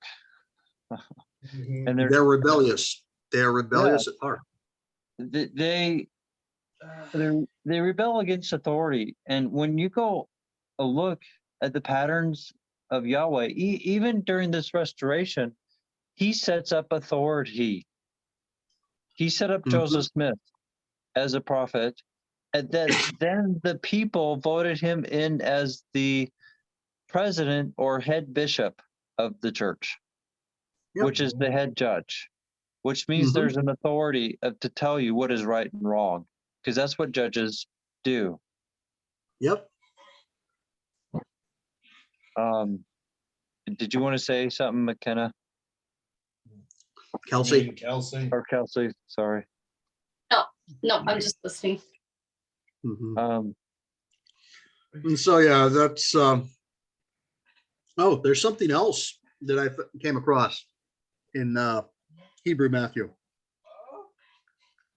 Okay. It's actually talking about the Sabbath and that story of the apostles gleaning on the Sabbath. Okay. So I kind of want to go into that, because it's actually really cool, because I think that Jesus knows the law far better than any of us. You think? Sorry. So I'm just trying to find it. I've got to. So while he's looking, I'll just add something to that goes along with the lunar Sabbath. In the history about the quail, and actually this is more, I mean, they're connected with each other, but more with manna. In the translation of the manna, where it says they'll get 2 days. Actually, in Hebrew, there is nothing that actually states 2. It's just plural, which goes along with how it could be 2, 3, 2, 3, or sorry, I'm trying to do my math, or 4 days because of transition day. The actual Hebrew doesn't say 2. It just says plural, which allows for transition day and new moon day. And this is where we have to be very careful with translations, right? As far as it's translated correctly. Yep. So here I'm going to go. It's in 12:1. Then Yeshua on a certain Shabbat passed by sowed fields, and his Talmudim, being hungry, took the ears of grain and ate. Then the Perushim who saw it said to him, "Your Talmudim do what is not proper to do on the Shabbat." So Yeshua said to them, "Have you yourselves never read?" You see, he's not putting aside the law. He's actually making an argument from within the law. So Yeshua said unto them, "Have you yourselves never read what David did when he became hungry? He and those who were with him, that he entered into the house of El, and they ate the set apart loaves, which loaves he and those who were with him were not worthy to eat, but were for the priests alone. And have you yourselves never read?" Okay, so that's the first example that he cites as to why it is not breaking the Sabbath for the apostles to have this bread. Here is the second example. "And have you yourselves never read in the law that the priests at times break the Shabbatot in the sanctuary with no iniquity? Truth I say unto you, that he who is here, he is greater than the sanctuary. His priests were in his presence, serving him. Therefore, they were not breaking the Sabbath," is what he is saying. They are in his presence, serving him. Therefore, there is no iniquity or guilt. And if you consider what I want to say, I desire steadfast love more than offering. You yourselves would not at any time have punished the erring ones. For the son of Eloah is Adon also of the Shabbat.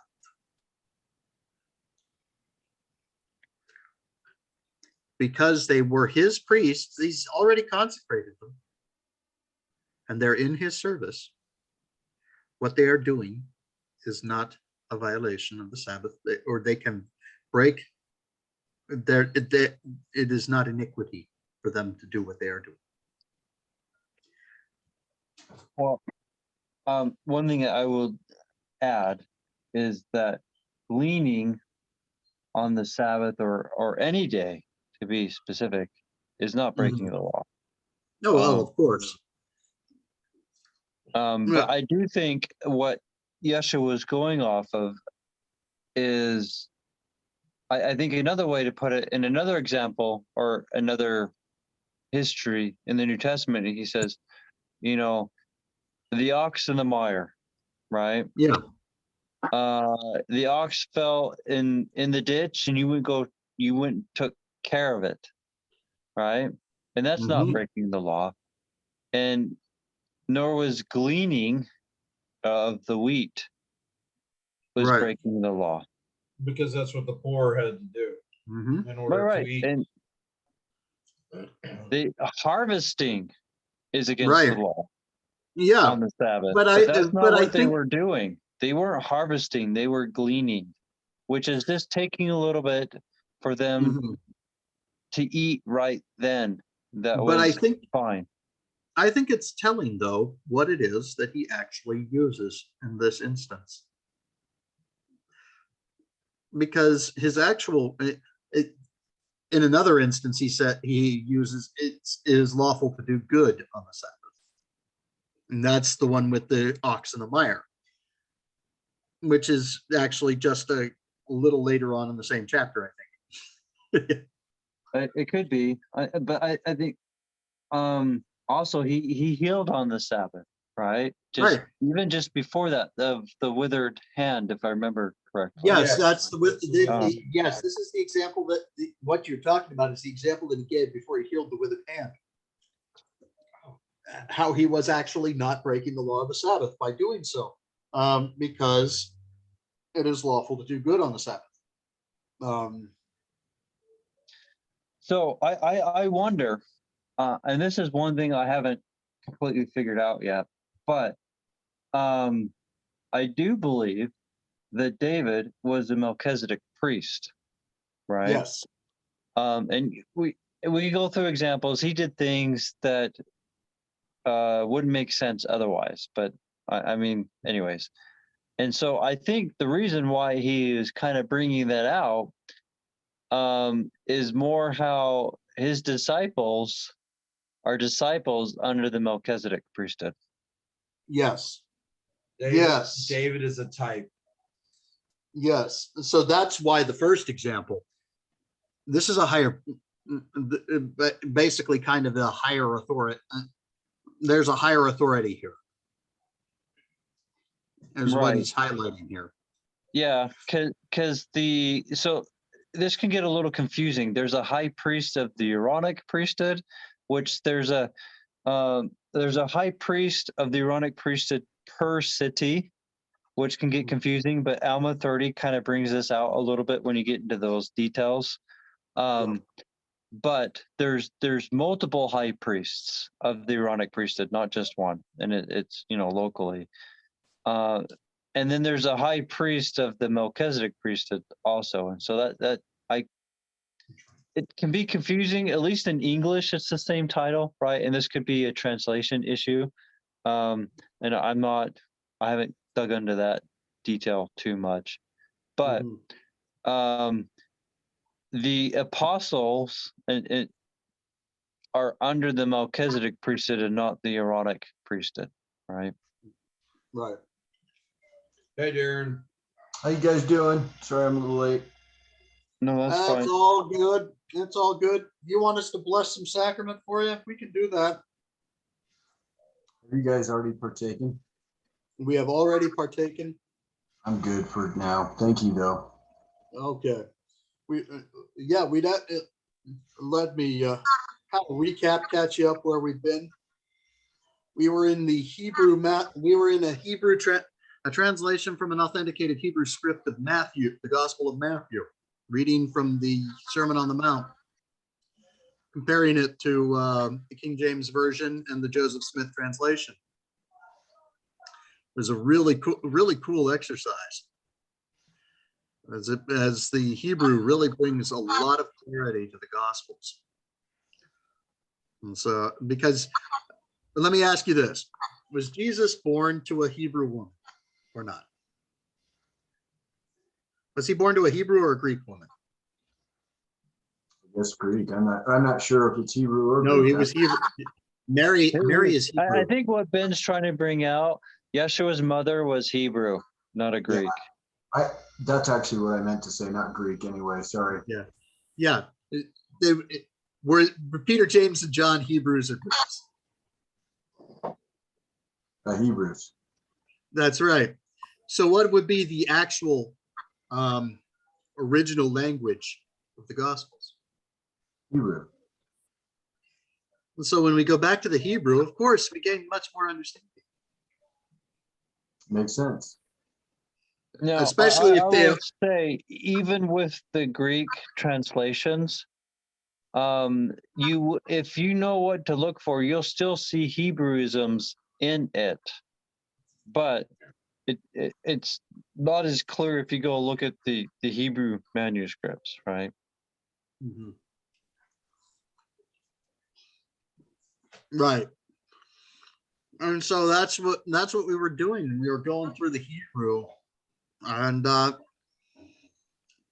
tell you what, there are some things that are really clear when they're stated really clearly.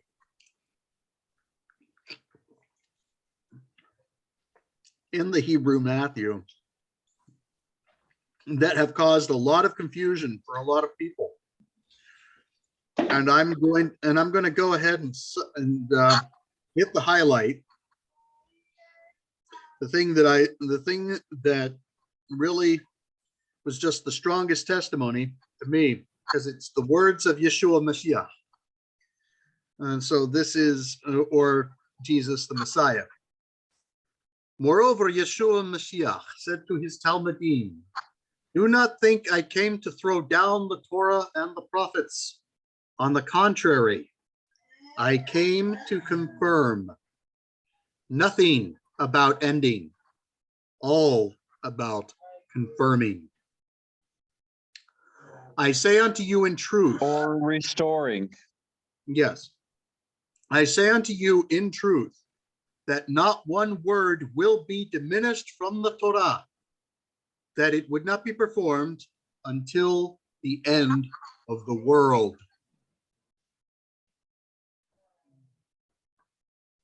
So just to add to that, how much? Can I ask Darren a question real quick? Okay. How much clearer is that than what we have than the King James version? Oh, that's so much clearer. This is unarguable, uncontestable. The Torah, is still in effect. It is the law of God that has been on earth since Adam, and has been and will be until the end of the world.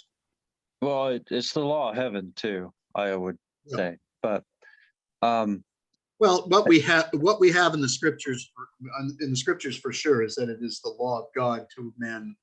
It is definitely the law of God to men on earth. That's right. And so, and just to go along with that, in the Greek version that gets translated to fulfill, that the Greek word behind that is plerou. I'm sure I'm saying that wrong, but anyways. But when you go look at the Greek dictionary, that means to fully preach, which goes along with this English translation of the Hebrew, right? It's not exactly the same, but it's the same intent of it, confirming it, teaching it, keeping it, right? And do you mind if I also read you the Beatitudes, Darren? Please. Yeshua Mashiach regarded the people who were coming up to the mountain, and when he had sat himself down, his Talmudim drew near unto him. He opened his mouth and taught them, saying, "Blessed are the humble ones of spirit." How clear is that? Humble ones of spirit, for theirs is the kingdom of Yahweh. Blessed are the weeping ones, for unto them comfort will reach. Blessed are the resting ones. And when he talks about resting ones, the Hebrew word that is translated resting ones, those resting in Torah.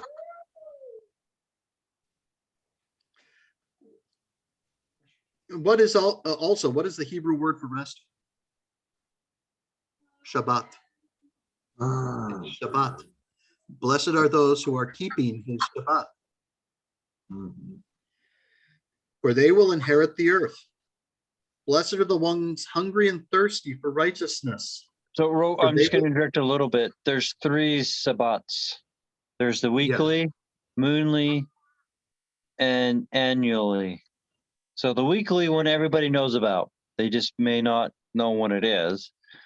The moonly one, very few know about, as in New Moon Day is a Sabbath. And then the annual ones, some people know about, but then fight against them, as the annual high holidays like Passover. Those are annual Sabbaths. Yeah. So blessed are the resting ones, for they will inherit the earth. Blessed are the ones hungry and thirsty for righteousness. You know, Ben, I know I'm interjecting again, but the resting ones are the ones that inhabit the earth.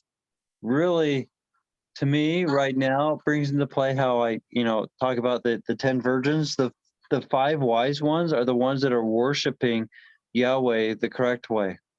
Yes. That, to me, just right there, when you just said that again, that hit me hard. But anyways. Blessed are the ones hungry and thirsty for righteousness, for they will be satisfied and will become satisfied ones. Well, that's different. And you know what satisfies? The word. According to the Joseph Smith translation, the gift of the Holy Ghost. Baptism of fire and the Holy Ghost. Yeah. That is what satisfies. And there's a difference between being satisfied and still wanting more. So you go back to the table and just having this insatiable curiosity for new things. You know what I'm saying? There's a difference there. Oh yeah. So on that point, you know how the word of wisdom says eat meat sparingly all the time? The meat is the mysteries.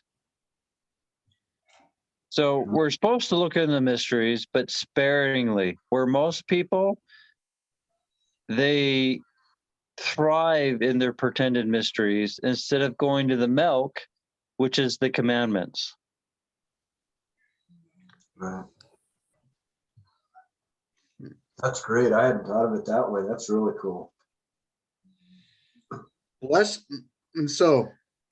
are the compassionate ones, not just the merciful, the compassionate ones, for they shall receive compassion, for they will obtain compassion. Compassion is more universal than mercy. Yeah.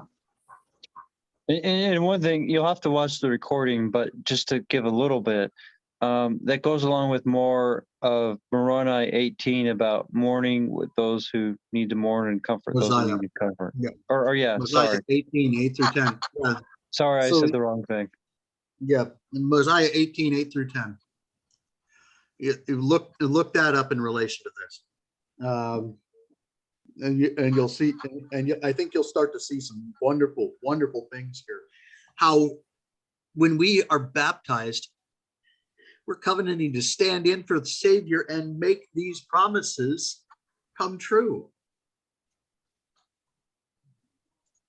Which actually, one thing we've talked about before goes along with taking his name upon us, right? But we stand in and make good the promise.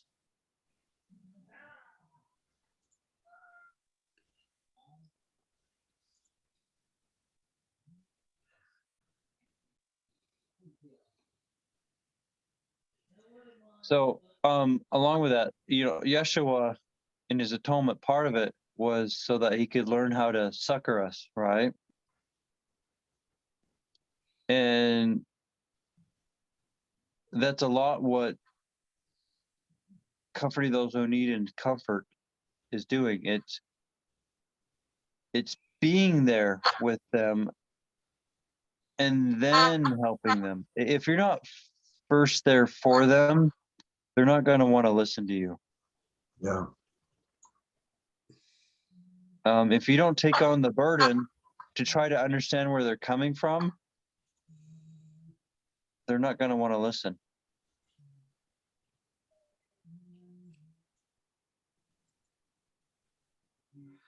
Blessed are the pure ones of heart, for they shall see Yahweh.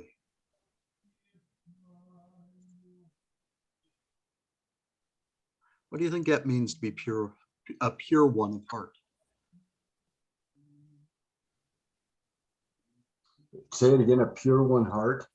A pure one of heart. Blessed are the pure ones. A pure one of heart. for they will see Yahweh. I think it's broken heart and contrite spirit. And our broken heart and contrite spirit is found in obedience. Yeah. It's found in obedience. Because what is the broken heart? The broken heart is the heart trained to obedience, or in other words, the heart upon which God's law is written. Just to help out with that, I do like Ben's thing about the broken horse. A broken horse is one that will listen and obey. Yep. All right. Yeah. And the other, and the contrite heart is the heart that is penitent for sin. And how do we know sin? How do we know what sin is? According to Paul, it's by the law. Yeah, by the law. Without the law, there is no broken heart and contrite spirit.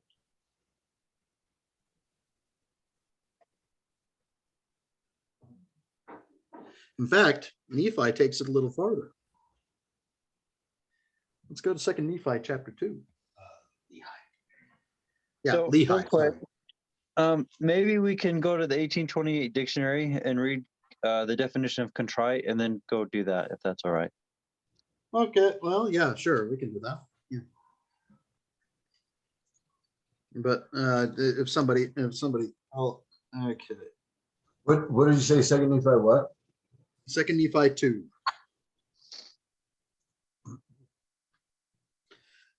Okay. So I'm going to start. Well, somebody needs to. Can someone get look up contrite and read it? I found it. Zach, I would, but I'm disabled on my phone. Zach, do you have contrite? Yeah, I found it. Okay. It's an adjective, Latin to break, to bruise, to rub or wear. See trite, literally worn or bruised. Hence, broken-hearted for sin, deeply affected with grief and sorrow for having offended God, humble, penitent, as a contrite sinner. Okay. We'll repeat that when Darren comes back. Okay, can you read that definition of contrite one more time? Sure. Literally worn or bruised. Hence, broken-hearted for sin, deeply affected with grief and sorrow for having offended God, humble, penitent, as a contrite sinner. Okay.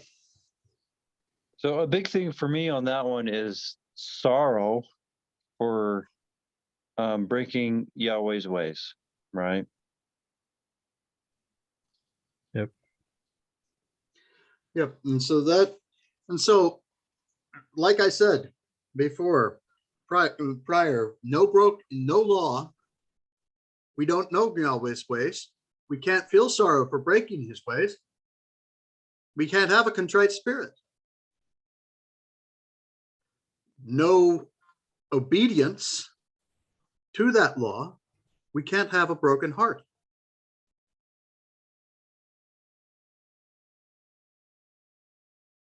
Because we have not, our heart is not trained to obedience. But Nephi carries it a step farther. Right? Okay, Lehi, since I keep getting corrected by my brother over there, the peanut gallery in the back.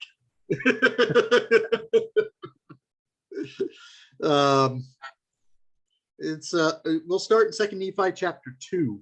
But he is right. 2 Nephi 2 is Lehi, not Nephi, right? Yeah. Thank you for joining the peanut gallery, Stephen. Well, I'm joining truth, but anyways.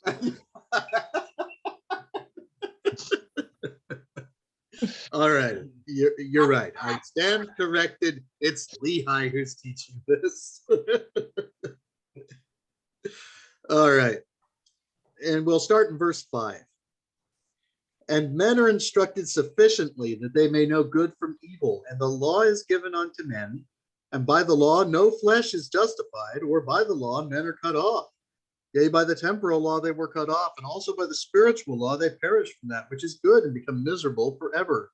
Wherefore redemption cometh in and through the holy Messiah, for he is full of grace and truth. For behold, he offereth himself a sacrifice for sin, to answer the ends of the law, to answer the purpose of the law. Unto all those who have a broken heart and contrite spirit. And unto none else can the ends of the law be answered. In other words, only those who are walking in the law can the ends of the law be answered by the atonement.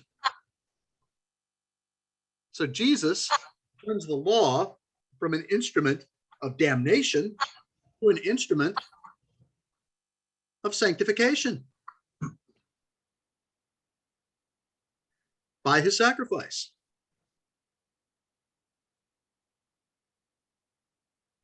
Yeah. He offered himself. Because he broke the bands of physical and spiritual death. Wherefore, how great the importance to make these things known unto the inhabitants of the earth, that they may know that there is no flesh that can dwell in the presence of God, save it be through the merits and mercy and grace of the holy Messiah, who layeth down his life according to the flesh, and taketh it again by the power of the Spirit, that he may bring to pass the resurrection of the dead, being the first that should rise. Wherefore he is the first fruits unto God. This is a prophecy by Lehi, that Jesus Christ would be resurrected at the feast of first fruits. Yeah. Inasmuch as he shall make intercession for all the children of men, and they that believe in him shall be saved. And because of the intercession for all men come unto God. Wherefore they stand in the presence of him to be judged of him according to the truth and holiness which is in him. Wherefore the ends of the law which the Holy One hath given unto the inflicting of the punishment which is affixed, which punishment that is affixed is in opposition to that of the happiness which is affixed, to answer the ends or purpose of the atonement. For it must needs be that there is an opposition in all things. If not so, my firstborn in the wilderness, righteousness could not be brought to pass, neither wickedness, neither holiness nor misery, neither good nor bad. Wherefore all things must needs be a compound in one. Wherefore if it should be one body, it must needs remain as dead, having no life, neither death, nor corruption nor incorruption, happiness nor misery, neither sense nor insensibility. So a big thing from that is that if there was no righteousness, there was no wickedness. If there's no wickedness, there's no righteousness, because they're opposites of each other. Yeah. Wherefore it must needs have been created for a thing of naught. There is, without the opposition, without the law, without obedience, without disobedience, all things are for naught. Wherefore there would have been no purpose in the end of its creation. Wherefore this thing must needs destroy the wisdom of God and his eternal purposes, and also the power and the mercy and the justice of God. And if ye shall say there is no law, ye shall also say there is no sin. So those people who say that the law was nailed to the cross, they're saying there is no sin. So why did the law need to be nailed to the cross then? Why did Jesus need to die if there is no sin? Well, I would say it a little different, but I think we mean the main thing is, if there is no law, why do you need a savior? Yep. Why do we need a savior if there is no law? If ye shall say there is no sin, ye shall also say there is no righteousness.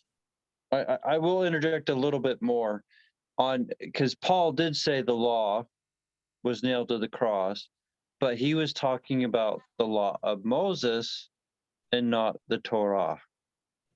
Those are Law of two different Moses things. The law of Moses and Torah are two different things. Right. Because probably the best one for this one is Alma 34. I forget the verses and I'm not really able to find it, but I think it's near the end. It's something to the effect that this law or this type, the law of Moses, at every whit points to the great and last sacrifice. That is the law of Moses and not the law, aka Torah. The Torah teaches us how to be like the Messiah, not his great. It does not point to his great and last sacrifice. Mm-hmm. For example, I am the Lord thy God. That doesn't point to the last sacrifice. And we go through all 10, but they don't point to the great last sacrifice, as Alma 34 states that the law of Moses does. So every whit of the law of Moses points to the great and last sacrifice. If you shall say there is no law, you shall also say there is no sin. If you shall say there is no sin, you shall also say there is no righteousness. And if there be no righteousness, there be no happiness. And if there be no righteousness nor happiness, there be no punishment nor misery. And if these things are not, there is no God. No law, no God. No happiness. But there is no hope. Yeah. But there is a law, and that law was given from the fall of Adam down to the present day and on to the end of the world. I testify to everybody who's listening that there is a law, and one law was given. Jesus Christ restored that law when he came. So one thing that, and I can also agree with that, and we'll testify of that. One thing, when Mackenzie was doing her little presentation, we saw that Nephi learned this from Isaiah. And when we look at the Isaiah verses, which we have actual Hebrew on, the law, the Hebrew word behind the law is literally Torah.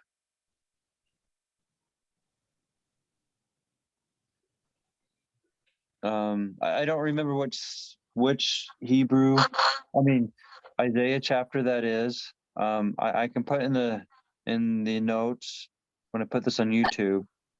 I think it was Isaiah 2:3. That could be. Some will have to go look it up because I'm disabled right now. I'm on my phone, so I can't do things so nicely as I can on my computer right now. So someone would have to go look that up. I'm looking. Okay. I do also remember it was talking about Zion also, which is during the millennium, right? And it brings out that what's going to be enforced there is Torah. Isaiah 2:3. And many people shall go and say, come ye, and let us go up to the mountain of the Lord, to the house of the God of Jacob. And he will teach us of his ways, and we will walk in his paths. For out of Zion shall go forth the law, Torah. And the word of when the we Lord, look at the Hebrew underneath that word law there, it's literally Torah. And I would show you on Bible Hub, but I really can't right now. We believe you. That's pretty cool, though. Yeah. Yeah. So the thing is that we learn to obey, and more light and knowledge and greater things are open to our view as we obey the word of the Lord as given to us, more things are open to our view.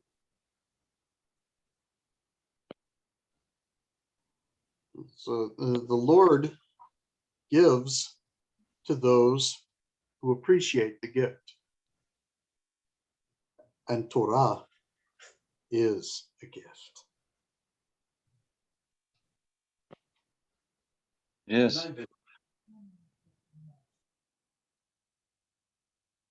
So Did you have what- something, Matt? No, Darren, what do you have? Darren, what do you got?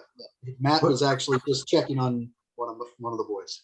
No problem. So the books of Moses, the law of Moses, the first four books are different than the Torah, you were saying. No, the first five, Torah is revealed in the first five books of Moses. It is. But the law of Moses is not all that's in there. Yeah. The So law of Moses is the sacrifices and offerings that were for daily, weekly, and monthly for sin for the people and were performed by Levites. yeah, so law of Moses. So Mosiah 13 is my favorite verse on this. You want to go look it up, and it has day to day in it. It's just Oh, I'm yeah, a I've little got disabled here. I've got it. I got it. Oh, okay. Okay. And I'm going to start Where are you, Ben? Mosiah what? Mosiah 13. 13 is one I 13. like. I know Ben likes 12, but Mosiah 12 and 13 go together. I actually like 12. I like 12 and 13. I love 13 because it really gets specific as to what the law of Moses is. But I like 12 because without 12 and 13 together, you don't have the completion of the idea that the law of Moses is separate from Torah. Sure. You don't have the full for just how I woke up to this portion. Mosiah 13 was a big deal for me. The 12 came for me later, but I do agree with what Ben is saying. As just for me, the 13 is more important. But yeah, for understanding what the law of Moses is, definitely right. Definitely. Which has helped for me resolve a lot of controversial statements in a lot of places, and it goes into Daniel 9 also. But anyways, let me read the verses that actually describe the law of Moses. I'm going to start in verse 27. And now ye have said that salvation cometh by the law of Moses. I say unto you that it is expedient that ye should keep the law of Moses as yet, but I say unto you that the time shall come when it shall no more be expedient to keep the law of Moses. And moreover, I say unto you that salvation doth not come by the law alone, and were it not for the atonement. You see, here he is talking about what changes the law from an instrument of damnation to an instrument of sanctification. Were it not for the atonement which God himself should make for the sins and iniquities of his people, that they must unavoidably perish, notwithstanding the law of Moses. And now I say unto you that it was expedient that there should be a law given unto the children of Israel. Now he's going to go into defining the law of Moses. Okay? You with me, Darren? Mm-hmm. That there should be a law given unto the children of Israel. Yeah, even a very strict law, for they were a stiff-necked people, quick to do iniquity and slow to remember the Lord their God. Therefore there was a law given them, yea, a law of performances or ceremonies and ordinances. Ceremonies and ordinances. A law which they were to observe strictly from day to day, to keep them in the remembrance. And that word right there is really important, those words day to day, because it shows that these ceremonies and ordinances were done daily. Right. Which I'm just going to interject a little bit. There's 3 chapters in the first 5 books of Moses that defines these.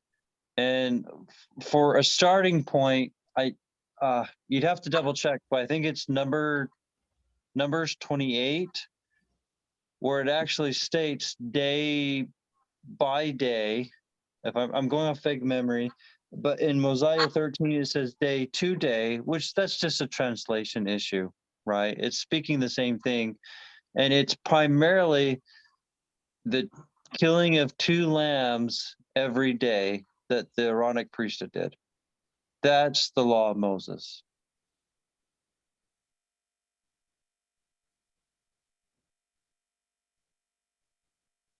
I don't hear anybody, so hopefully I'm still connected. I'm actually looking in verse. Okay. In chapter 28. Yeah, I think it's 28. It says day, 2 day or day by day. Now I'm forgetting which one it is, but it's Oh, one here of it those. is. This is the offering made by fire, which ye shall offer unto the Lord. 28 verse 3. Numbers 28. 2 lambs of the first year without spot, day by day. Yeah. This is the law of Moses. Which just Mosiah 13, we just read day to day. And day by day. What's the That's what it's significance? talking about. Do you see this any significance in 2 lambs as the offering? Yes, and it goes on what was going on, what Yeshua went through during his last hours. At the various points that these lambs are given and the things that happen to them correlate with the events that the evil Sadducees and Pharisees did to Yeshua. So the lamb that is offered in the morning is symbolic of I do believe it points to when Christ was either crucified or brought for mock trial. It'd be the more of the mock later. Mock trial. So on this, there's a lot of parts to this. So there's the part of the burnt offering, the wood stuff. Actually, when Yeshua talks about the thief of the night coming, it's showing that the Aaronic priesthood was not keeping the fire going at night, which is the wood burning, which is actually when the priest came to get Yeshua, or not the priest, the temple guards. That was at midnight. Okay, yeah. Yeah, that's right. And fire has to do with judgment, and that's when they actually really started that judgment. And so, yeah. And it also goes along with how, cursings happened at midnight during Passover. And so there's a lot to this that gets really deep. But that's awesome. But there are 2 lambs, one in the morning for when false judgment is passed, one in the evening for when the lamb dies. Yeah, the evening lamb is much easier to connect, and when Yeshua died was between the evenings is actually when the evening lamb died. It's when the evening lamb was offered. That's How cool. isn't that cool there? Very. And so you see, the law of Moses, every bit of it points back to the sacrifice of our Savior Jesus Christ, the great and last sacrifice.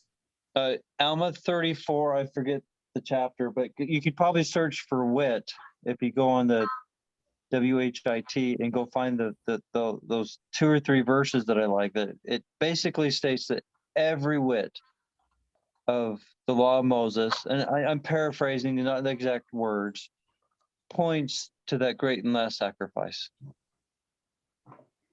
And it does.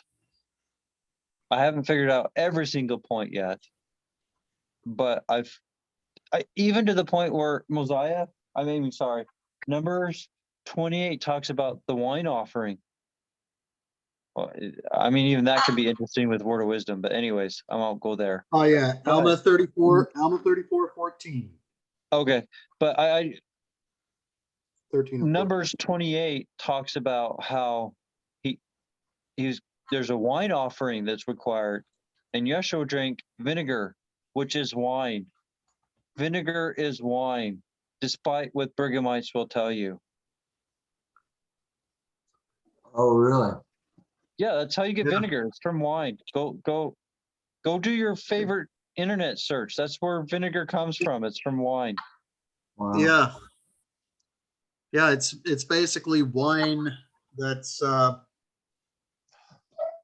yeah, that's gone over its expiration date. Okay. Well, balsamic is actually from wine too. But anyways, there's bread is alcoholic, but we won't go into there. We're sidetracking. But also, I forget which one, because there's 3 main chapters about the law of Moses in the first 5 books. And one of them, it talks about how the altar. So part of preparing for the law of Moses is how you bring, is it an ox? And you spread all the blood. I'm going off of vague memory here, and so we'll have to look at it at another time. I'm disabled because I'm on my phone right now. Because he has no power. Yeah, I have no power. I'm doing this on my phone. But part of preparing the altar is spreading all the blood from the ox onto it. Mhm. What did Yeshua go through just before he was offered? He bled from every pore, just as the law brings out. Do you think there might be some symbolism between the first lamb being that part of the atonement where he's bleeding from every pore? No, that's why maybe I wasn't making it clear enough. Before the altar, which Yeshua is an altar, to prepare the altar, an ox blood is killed, and all the blood is put on that. And that preparing is what happened in the garden. In fact, that preparing, when you get into it, has to happen before that offering is done. I believe it's 7 days, but I'm vague memory on that. And that prayer, when he bled from every pore, was the day before. As the Bible and the Book of Mormon actually states, the day starts in the morning. Mhm. And that preparation of the altar, Yeshua, was done before. It can't be done on the same day, according to the law. Okay. And so the lamb, on what I would call between the mornings, points to Yeshua a different way than what I'm bringing out here. But it's the preparing the altar and covering with the blood points to Yeshua praying in the garden and bleeding from every pore while he was in the garden. Because that was actually done the day before. Just as preparing the altar has to be done before the altar can be used for the law of Moses. And I think it has to be 7 days. But anyways, that's rough memory on that part. Well, I think if I remember correctly, the morning lamb is also, I mean, it's also about the offenses of the people against Yeshua. And so therefore it is pointing directly to their mockery of his law in condemning him to death.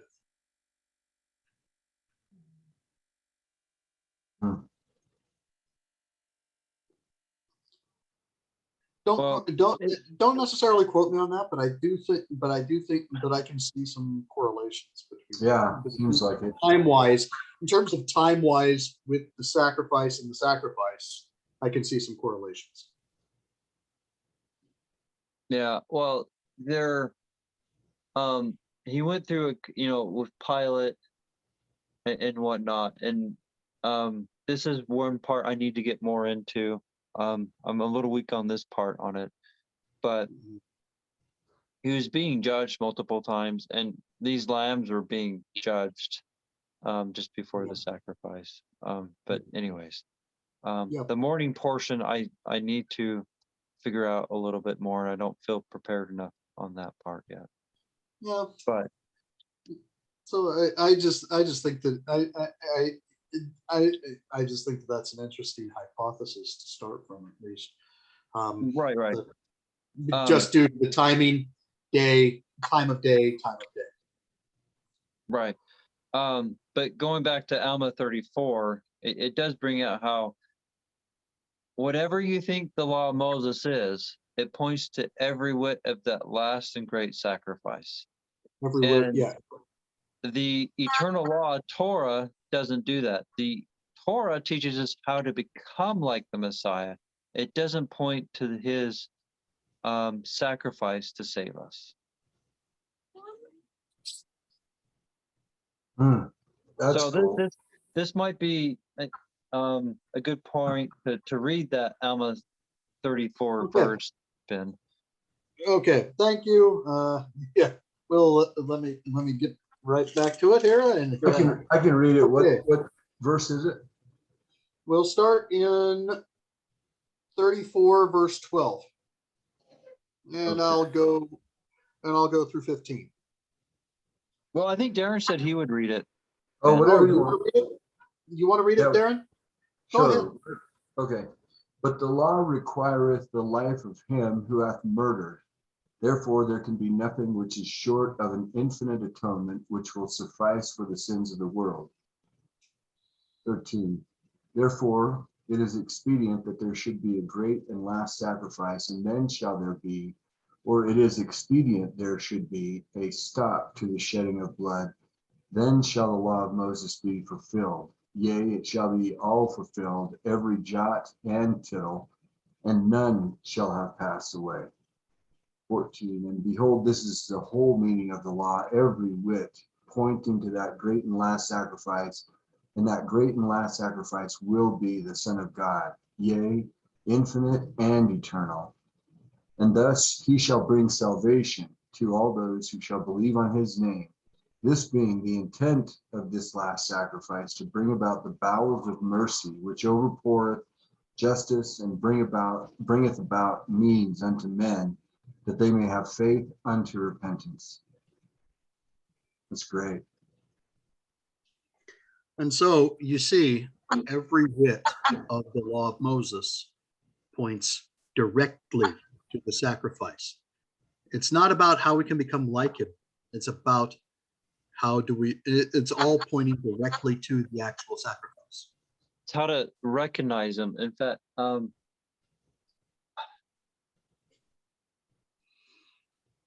law of Moses was given when the Israelites broke the law. And so to help them know where salvation actually comes from, they were given something. So that way, when it actually happened, they could see it. They could recognize it after it happens to bring them to him. Yep. And because every whit points to that. And because of his sacrifice, the law no longer damns those who follow it, but is the means given by God by which we sanctify ourselves, as we are commanded in the Doctrine and Covenants. So when John the Baptist said, "Behold, the Lamb of God," he was not talking about the Passover lamb. He was talking about the law of Moses lamb. And to support that, when Paul talks about it in Hebrews, well, I mean, I know there's debate of who wrote Hebrews, but whoever wrote Hebrews brings out how a priest had to do that sacrifice. The law of Moses required an Aaronic priest. Or when you believe in the restoration scriptures, the Melchizedek priest can do everything an Aaronic priest can do. And Yeshua was not an Aaronic priest. He was the line of Judah, not Levi or Aaron, right? The sub of Levi. And the book of Hebrews author brings out how that sacrifice needed a priest. So that's not Passover, because the Passover lamb was killed by the head of the households, which were not priests.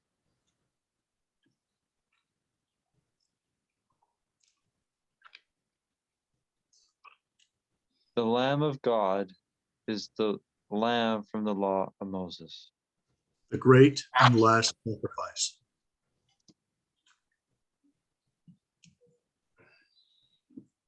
So, anyways. Any questions, Darren? No, it's good stuff though.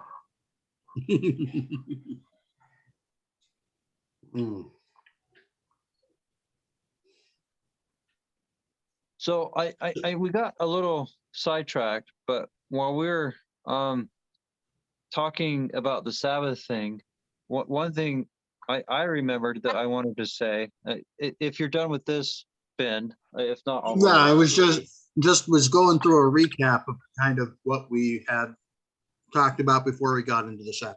Oh no, that's fine. We did a little more than just a recap, but that's fine. I just wanted to make sure you were done before I said this.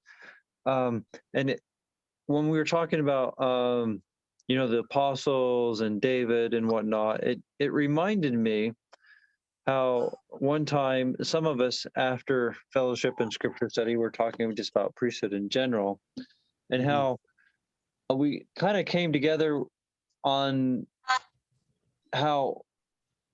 why the Melchizedek priesthood is given by the voice of Elohim, which I have on my priesthood resource page, shows that, and how the Aaronic priesthood is given by the laying out of hands, where the thing that we kind of came to together is that the Melchizedek priesthood is the voice of Yahweh, and that's why it's given by a voice, where the Aaronic priesthood are the hands or the doers of the priesthood, and that's why it's been given by the hands, because the hands represent the things that you do, right? Because I actually do believe that, so the LDS Church changed who got the Aaronic priesthood in around 1920. Before 1920, give or take, I don't remember the exact year, the priesthood was given to adult men, the Aaronic priesthood. The reason they changed it because other churches were getting teenagers involved in the church more, and so their answer was, without prayer or revelation, to change the Aaronic priesthood to teenagers. And when we read, what is it, D&C 20, I think, about the duties of the different offices in the Aaronic priesthood, that does not fit teenagers. No. It does not fit, and there is no adolescent that has the experience to do that. No, because they're supposed to keep the church in line. I mean, if Ben wants to look at the verses, we could go read them, but those are, to some extent, that's almost like police officers. Yeah. Which is what I actually think police officers are actually based off of, the Levitical priesthood. Mm-hmm. Let me see if I can find those. See what I can find here. As in, they're out and about making sure people are doing what they're supposed to. They're kind of being the hands, making sure everything is being done correctly. Where the Melchizedek actually is where revelation really happens, and they're speaking God's will. They're his voice. And so I'm trying to get to, and maybe I'm not doing a good job at it, but I'm trying to show why the Melchizedek is given by the voice, as taught by Joseph Smith and the D&C and JST, and where the Aaronic is given by hands, because those actually show what they're doing. Does that make sense, Darren? Did I explain that right? Yeah, I think kind of, I guess, but I guess where I'm maybe could use a little bit of clarification is when one receives the Melchizedek priesthood, it's also with the laying on of hands. And so you're talking about, I guess I'm missing the detail there a little bit. So, just FYI, so I do know the LDS Brighamite Church teaches that the Melchizedek is given by laying on of hands. Now, it didn't always used to teach that. That's actually more modern. In fact, if someone wants to read some, I'm actually here with the responsibilities of deacons. Okay, let's do that in just 1 minute, because I think right now there's a bigger issue right now. So we'll get back to that. In fact, maybe, Ben, you can go to my resource, so seekingyahweh.com/resources/priesthood, and go read some of the stuff at the bottom half where it talks about how the Melchizedek or the high priesthood is given by the voice of Elohim himself.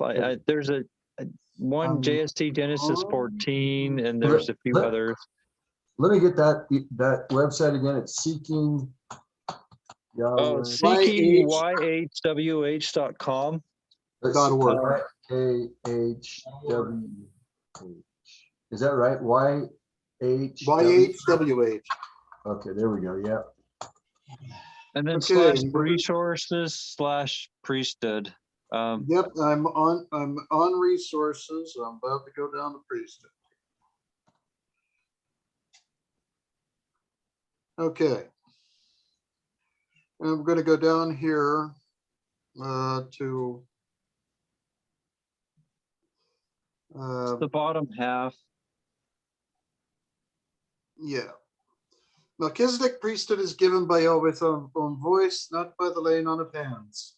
All the prophets had the Melchizedek priesthood and were ordained by God himself. Joseph Smith. Teachings of the Prophet Joseph Smith, page 180. 3 Nephi 11:21. And the Lord said unto him, I give unto you power that ye shall baptize this people when I am again ascended unto heaven. 3 Nephi 11. It was something that was spoke. He didn't lay hands onto them, right? Yeah. And again the Lord called others and said unto them likewise, and he gave unto them power to baptize, and he said unto them, on this wise shall ye baptize, and there shall be no disputations among you. Alma 8:4. And he began to teach the people in the land of Melech according to the holy order of God, which he had been called. Called indicates voice. And he began to teach the people throughout all the land of Melech. Doctrine and Covenants 84:42. And woe unto all those who come not unto this priesthood which ye have received, which I now confirm upon you who are present this day by mine own voice out of the heavens. Not by laying on of hands. Right. And even I have given the heavenly hosts in mine angels charge concerning you. God will not acknowledge that which he has not called, ordained, and chosen. Called again indicates voice. In the beginning, God called Adam by his own voice. And the Lord called unto Adam and said unto him, who art thou? And he said, where art thou? And he said, I heard thy voice in the garden, and I was afraid because I was naked and hid myself. Adam received commandments and instructions from God. This was the order from the beginning. Joseph Smith, Teaching the Prophet Joseph Smith, page 168. JST, Genesis 14. Now Melchizedek was a man of faith, who wrought righteousness. And when a child he feared God, and stopped the mouths of lions, and quenched the violence of fire. And thus, having been approved of God, he was ordained an high priest after the order of the covenant which God made with Enoch. It being after the order of the Son of God, which order came not by man, nor by the will of man, neither by father nor mother, neither by beginning of days nor end of years, but of God. And it was delivered unto men by the calling of his own voice,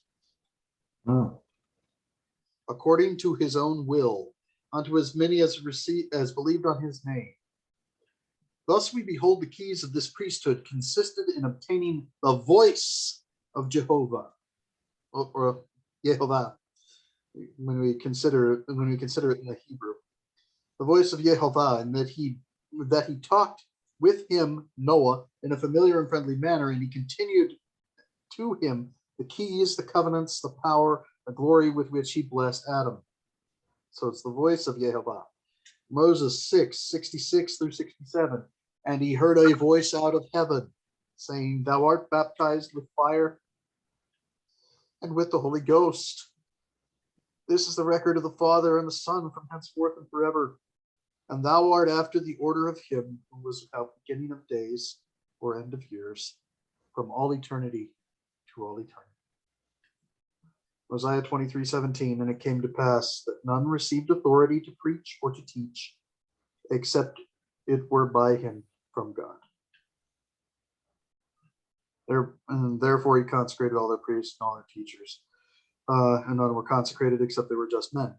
Now, that also refers to Alma ordaining teachers and priests.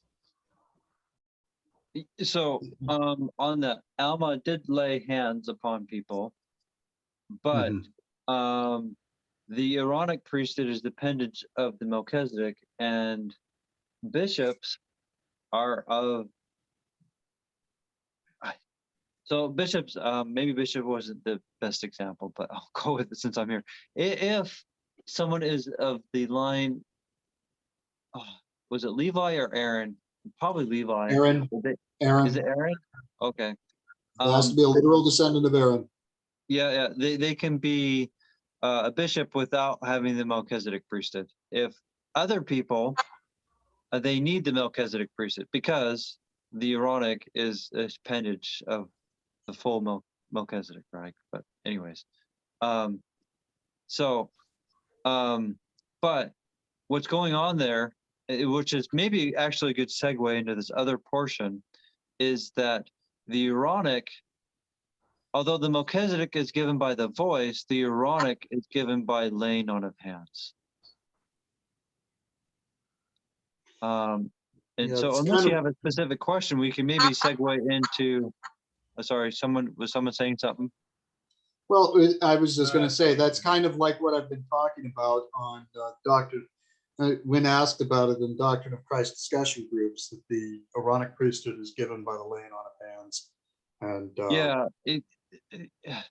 and the Melchizedek by the voice of God. The Book of Mormon actually shows both priesthoods, because I forget the verse off the top of my head, but Mosiah 18 actually shows that Alma the elder got the Melchizedek priesthood by voice, and then later he then did the Aaronic to others that were underneath him by the laying on of hands, because he didn't get the Melchizedek from being a wicked priest of Noah, because D&C 121 would come into play. Amen to his priesthood.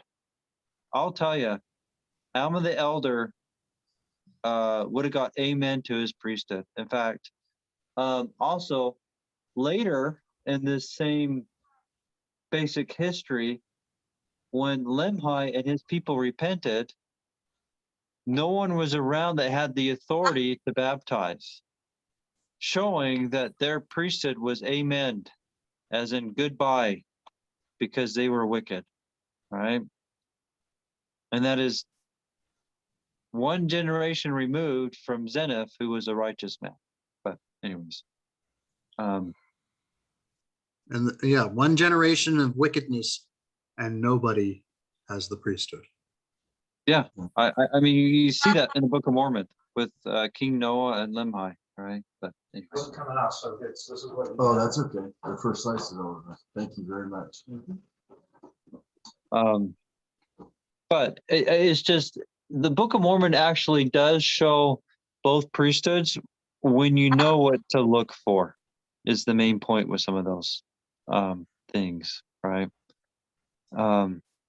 So, but if you don't know what to look for, and if you think everything's laying on of hands, you're not going to notice it. Right. But LDS history, if you go look at the history of how the Melchizedek priesthood was given, for the first 50 to 100 years, I don't know exactly on this one, so it's a little vague for me. But depending on who the president was at the time, the Melchizedek priesthood was either given by laying on of hands or not. And that's historical. It's not correlated history, so most people don't know it. But I do believe at the top of my priesthood page, I do have some links that get into that. Yeah, the video series by Measuring Doctrine, cracking the priesthood. They have yes, I think that's the one that gets into that history much more. Okay, so I'm on the website there, on the priesthood page, I think. And then right at the very right, it's the second, it's like the second paragraph in, it talks about very good series about priesthood. Oh, okay. Measuring Doctrine. Okay, those links down there, 1, 2, 3, 4, and 5, that's the series. Okay. From my vague memory, I think that's probably the best resource that talks about this changing of how the Melchizedek priesthood was given. There's others out there that talk about that. It's a well forgotten history, I'm sure on purpose because of correlation, right? Right. But if you know how to read the scriptures that we talked about first, you could see it, right? But this is where, this is why the LDS Church says the current president trumps everything else, because they're changing, which I forget where, but in the Book of Mormon, I can see if I can find it, but it talks about the great and abominables are those who are modifying the truth. And the LDS Church, when you go look at history, shows that they change things. So that's not in 2 Nephi 28, right? No, this is a different verse for that one. So 2 Nephi 28, I do believe is the coming forth of the Book of Mormon, the record that we currently have. Yeah. But there are things that are still going on that applies to the LDS Church. For sure. I mean, I think all of 2 Nephi 28 applies to them. Fine buildings and fine clothing and on and on and on. So the chapter before that, 2 Nephi 27, is actually Isaiah something, and some other explanation or expounding of it that is talking about the coming forth of the Book of Mormon. There's a portion of it that's talking about the sealed portion, but when you go look at the first part of 2 Nephi 28, it talks about, thus shall be the day of when the Book of Mormon, or this book, comes forth. And it's talking about the Book of Mormon that we have now. It's not talking about the sealed portion. Right. I'm trying to see if I can do my OneNote. It's just if I go too long, Zoom kicks me out. Yeah, take a look. I love 2 Nephi 28. And the things which shall be written out of the book shall be of great worth unto the children of men, and especially unto our seed, which is a remnant of the house of Israel. Oh, yeah. The believers will love the Book of Mormon. So I completely agree with that. In fact, what is it? 2 Nephi 33, I think Nephi says, if you don't believe my words, go believe the words of Christ. And once you believe the words of Christ, you'll believe my words, right? So, completely agree. Okay, so the one that I want is 1 Nephi 22:14. And it says, those who pervert the right ways of the Lord are part of the great and abominable church. Now, pervert means change, and the LDS Church has done that a lot. All right. So at this point, anything that talks about the great and abominable church, you can plug LDS. I actually came up with the thought the other day, the great and abominable church is anybody that takes a fee for pointing you to Christ. It takes but could you say that one more time? Yeah. So the great and abominable church might be anyone who takes a fee to point you toward Christ. Oh, that would definitely be part of it, because that would be priestcraft, right? Yeah. Which is the Church of the Devil does that. And did you know that even that in the law, according to the law, tithing is a free will offering? yeah. See, that I think is totally right. It's a free will offering. Yeshua, along with that, even choose out the Sadducees and Pharisees for focusing on tithing to the point of making sure people tithe their mint. Is that what it was? I think yes, it was mint and anise. Yeah. They're spices. Herbs. Yeah. They're herbs and spices. Yeah. So they're so worried about getting tithing on that. But while they're doing that, they were ignoring the more important parts of the law, justice and mercy. I forget where. If someone who has their favorite search engine can go find that verse, because I don't remember where. But it's, yes, we should pay tithing, but that tithing is 1/10 of your surplus, meaning after you've paid all your expenses. Yeah. But either way, there's more important things, justice and mercy, which we both, I think everybody here knows that the LDS Church is not doing that, right? They're focusing on tithing like the Sadducees and Pharisees, and forgetting about justice, because I mean, look at all the perverted leaders that they promote instead of excommunicate like D&C 42 states to do. And then condemn people who aren't paying tithing or did something, an honest mistake, and they make them feel horrible for it, while they promote people who are raping women and children. It's horrible. Yeah. They perverted justice and mercy. Yeah. What? But do you mean to correlate justice and mercy with tithing? No. Maybe I didn't make it clear enough. No, I think I understand. I just want to double check because, I think I understand. I just wanted to make sure that those two are separate. Yeah. Justice. Sorry, go ahead. Justice and mercy are things that are a part of the nature of God. Now, tithing is a free will offering for which there are blessings, and for which there are blessings and consequences attached. So based on our. Sorry to interrupt. So it's tithing itself is not actually connected to justice and mercy, but justice and mercy act on every law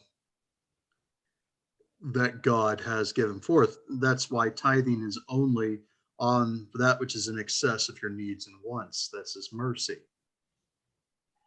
And it's not a requirement. It is a free will offering. This is mercy. So based on the Torah, can an argument be made that the tithing or the better said, because tithing, I think, is a kind of a loaded term that we don't find in the scriptures too often. But giving to the poor is something that's very strongly encouraged. So I will disagree with Ben a little bit. I do believe the law states tithing is required. In fact, as we talked about earlier, gleaning, allowing people to glean your fields is part of tithing. Allowing people to glean your field, is that what you said? Yeah. So you missed part of the conversation, so you'll probably want to listen to all of it later. But when sorry, is someone else saying something?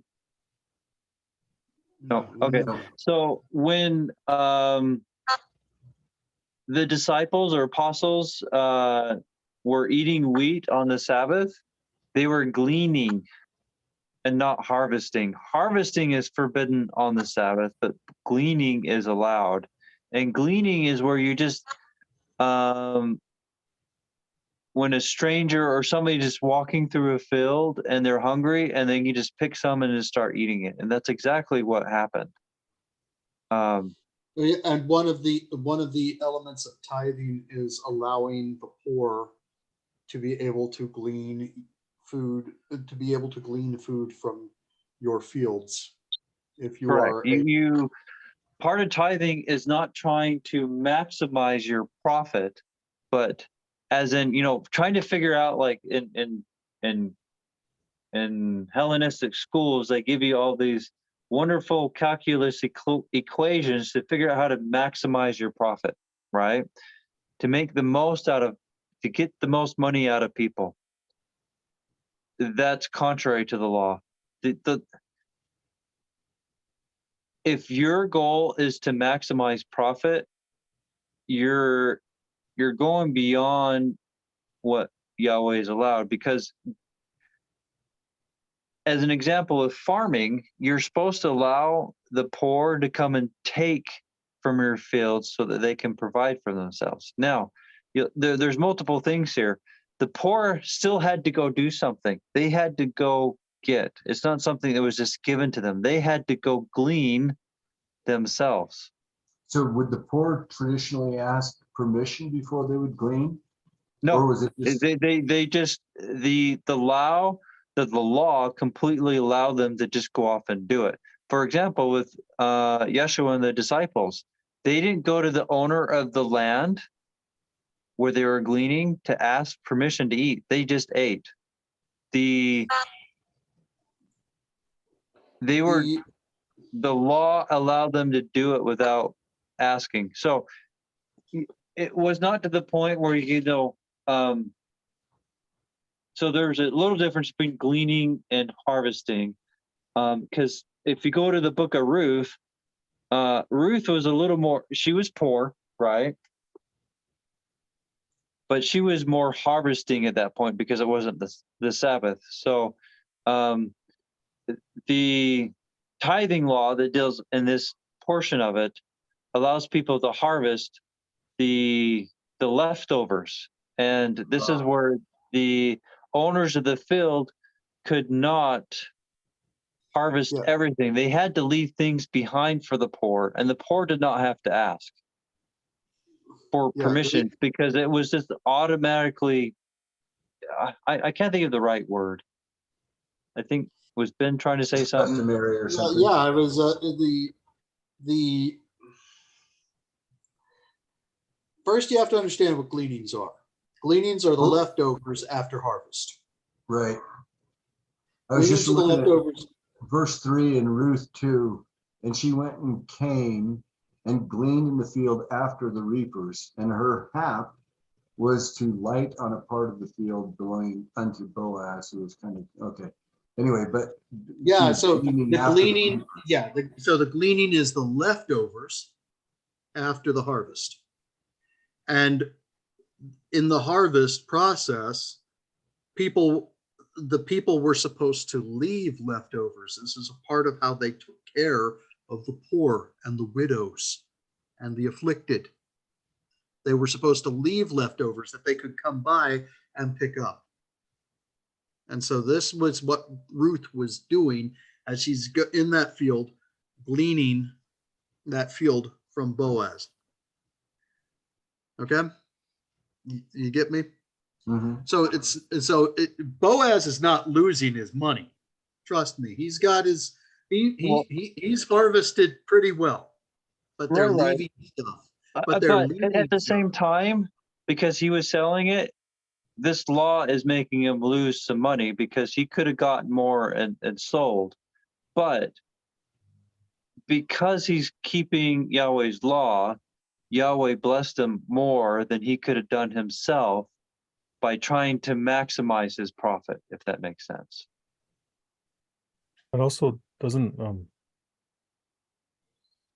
leaving some in the field, like, doesn't that help the soil and the land? Kind of. Leaving perhaps the plant material behind Yeah. helps the soil and the land, but the grains itself, those were left behind as a means to take care of the poor. Yeah, the law actually did it to take care of the poor, not for the soil. Yeah, to take care of the might poor. Have some side effect on it, but it was to take care of the poor. Were allowed to go pick it up, so that kind of negates that. Yeah. So yeah, the poor and the widows is who that was to provide for. The Lord loves to take care of the poor and the widows, and he despises those who will not take care of them. Yeah. And so there's a lot of things with tithing that it's part of the tithing laws. When you go look at the Old Testament, is that some of it went to the Levites, and most of what went to the Levites was to take care of the poor, like in Malachi 3, right? Put into my storehouse, which is to take care of the poor.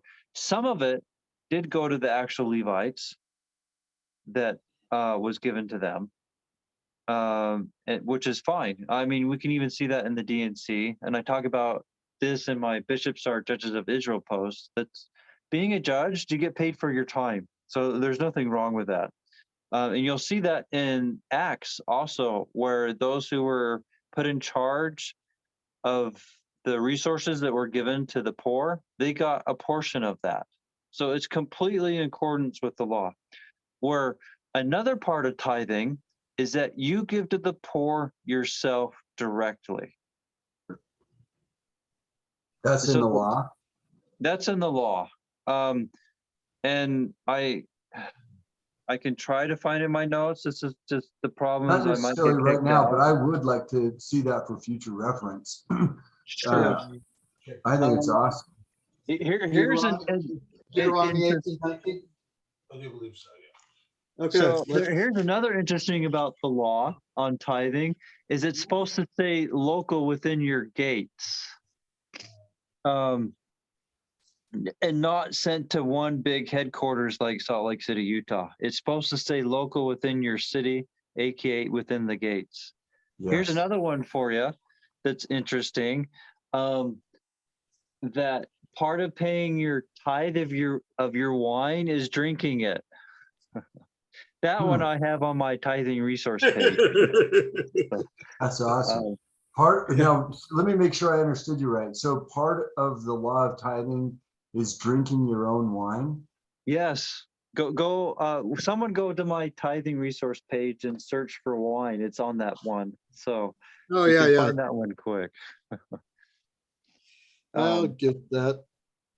I'm almost there. So I'm at the let's see. Here we go. Okay, so I'm at the tithing page. Yeah, so just go Control F and go type in wine. Whoop.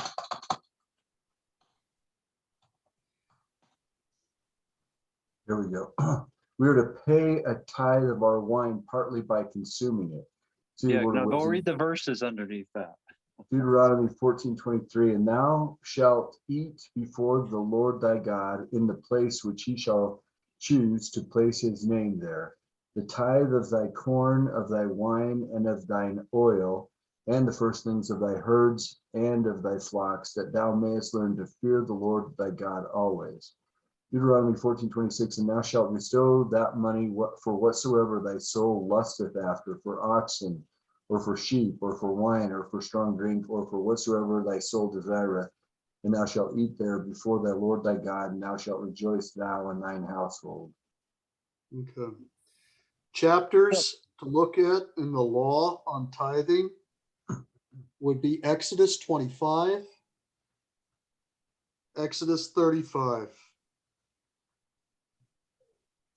So also another one, I think it's First Timothy. I'd have to look, but there's one about if you don't take care of your own family, you're worse than an infidel. And so it's talking about financially, and it's specifically talking to men.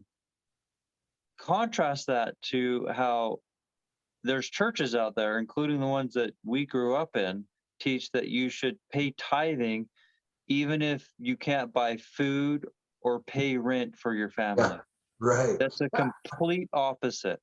Yeah, that's awesome. That's actually, yeah, it's actually against, that teaching of the law of tithing is absolutely against Torah.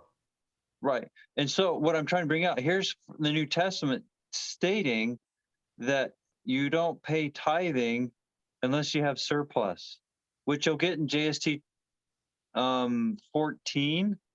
Also, I forget the verse, but that's near the top. So if you want to search on that page, JST Genesis, you could read that one to us. I know it's JST Genesis 14 something. But it's basically about Abraham being a 14:37 and 39. Okay, go on. 14:37 and 39 through 39. Shall I read it? Yeah, go ahead. Yeah, go ahead and And read he it. lifted up his voice, and he blessed Abram, being the high priest and the keeper of the storehouse of God, him whom God had appointed to receive tithes for the poor. Wherefore Abram paid unto him tithes of all that he had, of all the riches which he possessed, which God had given him, more than that which he had need. More than what you have need is surplus. Yeah.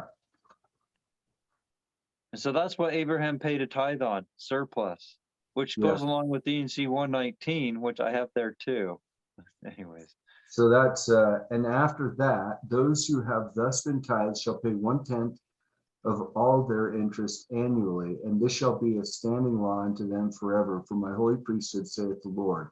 Verily I say unto you, it shall come to pass that those who gather unto the land of Zion shall be tithed of their surplus properties, and shall observe this law, or they shall not be found worthy to abide among you. So if you want to scroll down a little more, you can go look at the 1828 definition of surplus and also the 1828 definition of standing, which means never changing. Yeah. And also Doctrine and Covenants, or Deuteronomy 14 talks about the tithe that you eat. Right. And I think that's probably the one with the wine that we talked about, because I think that was the same. But the main point is tithing is completely misunderstood by pretty much everybody because they're just listening to their false preachers, which is talked about in 2 Nephi 28, right? Yes, exactly. But there's multiple aspects to tithing, including you give to the poor yourself also. So, and most churches who reject the law, they reject it all except for tithing because they want to get rich off of it. Yeah. And the Book of Mormon and the New Testament teaches that preachers are not to be paid. Judges can be, but that's different than a preacher.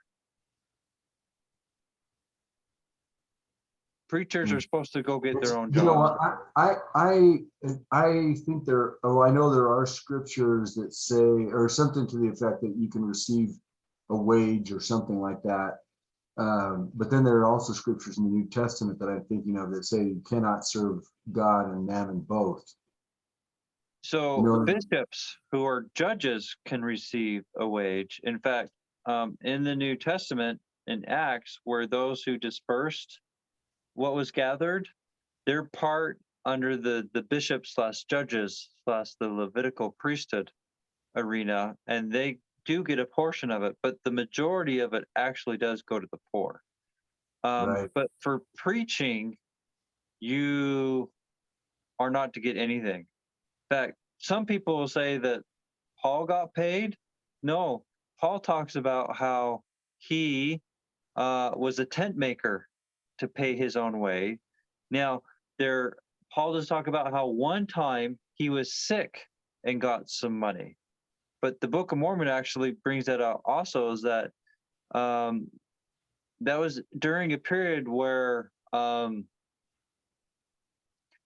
he wasn't able to take care of himself, so he did get some help. And there's the Book of Mormon talks about that. So if you go to at the top of my website, you go click on posts, go search for priestcraft, and I have a big list of Book of Mormon verses in that post. And one of them talks about how, the teachers and hearers don't consider themselves better than the others, and then they should then go back to the fields and work from themselves. But a verse close to that has an exception for those who are sick.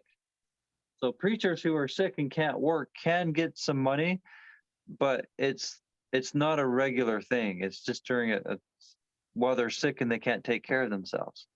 Just like happened in Paul in the New Testament, where primarily he made his own money. In fact, even Yeshua in the New Testament, when he sent the apostles out, which Paul was, he stated, you should not take money with you, right? Because they were supposed to depend on people giving them food or shelter for a maximum of 3 days. Nothing like a guaranteed paycheck for preaching to the church. Apostles are supposed to go to the world, to the non-believers, not to the believers. In fact, if you read the Hebrew Gospels regarding the mission that the apostles were to go on, they weren't to stay in any one area for a terribly long time. Right. And from my understanding on the tradition, they weren't supposed to be there more than 3 days, give or take. Right. Yeah. That's cool. So they weren't supposed to stay in any one area for a long time and become a drag on the people. Right. Right. But you're saying the people supporting them, because they were supposed to actually go preach it to other people, not become popular in one little area. Right. And like you were saying, Stephen, to kind of rely on maybe the mercy and the goodwill of the people that you're trying to teach. Correct. Up to so long. Right. Not to set up a church. Then you move on. You move on. Right. Because after they start believing and then get baptized, guess what? It's now the church and not your responsibility for the apostles anymore. Because the apostles are to the non-believers to get them believe. Once you believe now and you get baptized, it's now the job of the church. Yeah. So the LDS Church, Brigham Young Church, has that way messed up, right? I mean, we could go. This would be a whole other thing, but I have notes how the apostles have the same authority as the first presidency, and that's because they actually do, but in different groups of people. Because the apostles have that authority over the non-believers, where the first presidency has it over the church, aka believers. In fact, in the D&C, the apostles are very commonly referred to as the traveling 12, because they're supposed to be traveling among the non-believers, aka not staying more than 3 or so days, because they're traveling. Anyways. Yeah, they're To me- supposed to be traveling ministers establishing branches of the gospel. Yeah, traveling, not setting or sitting or staying. It's just it when you have these keys, all these little phrases really connect to each other a lot, because traveling versus staying apostles, it's the traveling apostles. Anyways, I'm drilling that in maybe too much, but It's called beating a dead horse, Steve. yeah, I'm sorry. I should stop that, but anyways, I'm really trying to bring out that point because that's an issue for a lot of people that we grew up with, right? It's just So I in think- the D&C, it states they're the traveling 12. So I think it's plain to see to anybody that the house is out of order. Yeah. Yeah, the sad thing is most of them will just deceive themselves and make excuses. But are you guys, like, I mean, this is purely anecdotal, but for me, it's a huge miracle maybe, but my mother and sister, who are totally true blue Mormons, they're actually starting to come around. And in fact, last week they asked to see who killed Joseph Smith, which I was I was totally shocked. Surprise. Yeah. So I do believe that what's going on right now is part of the great marvelous work to get people to wake up before the second coming. Amen. Get people to wake not up. just Brighamites, but just believers in general throughout the whole world. Exactly. To get people to wake up and return to Torah. Right. Before it's too late. Yeshua is doing all that he can before he comes to get people to wake up, and making right and wrong and the consequences of it more obvious is part of that great and marvelous work just before the second coming, which is going on right now.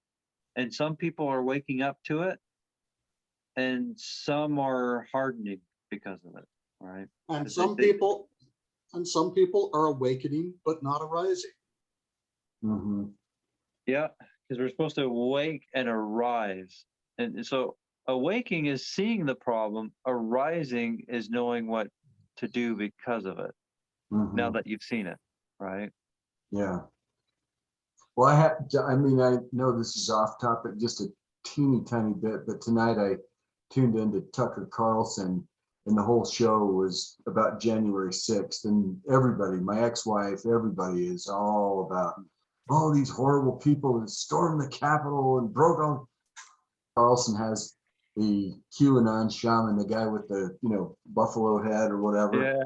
Yeah. He actually is being shown to be led around by police, and was always very kind and respectful, and picking up little leaflets and stuff like that, and was always accompanied with police who were showing him different entrances and exits and offices. And anyway, so I bring this up because just the other day I was telling my wife, well, I've certainly warned you that good will be evil and evil will be good.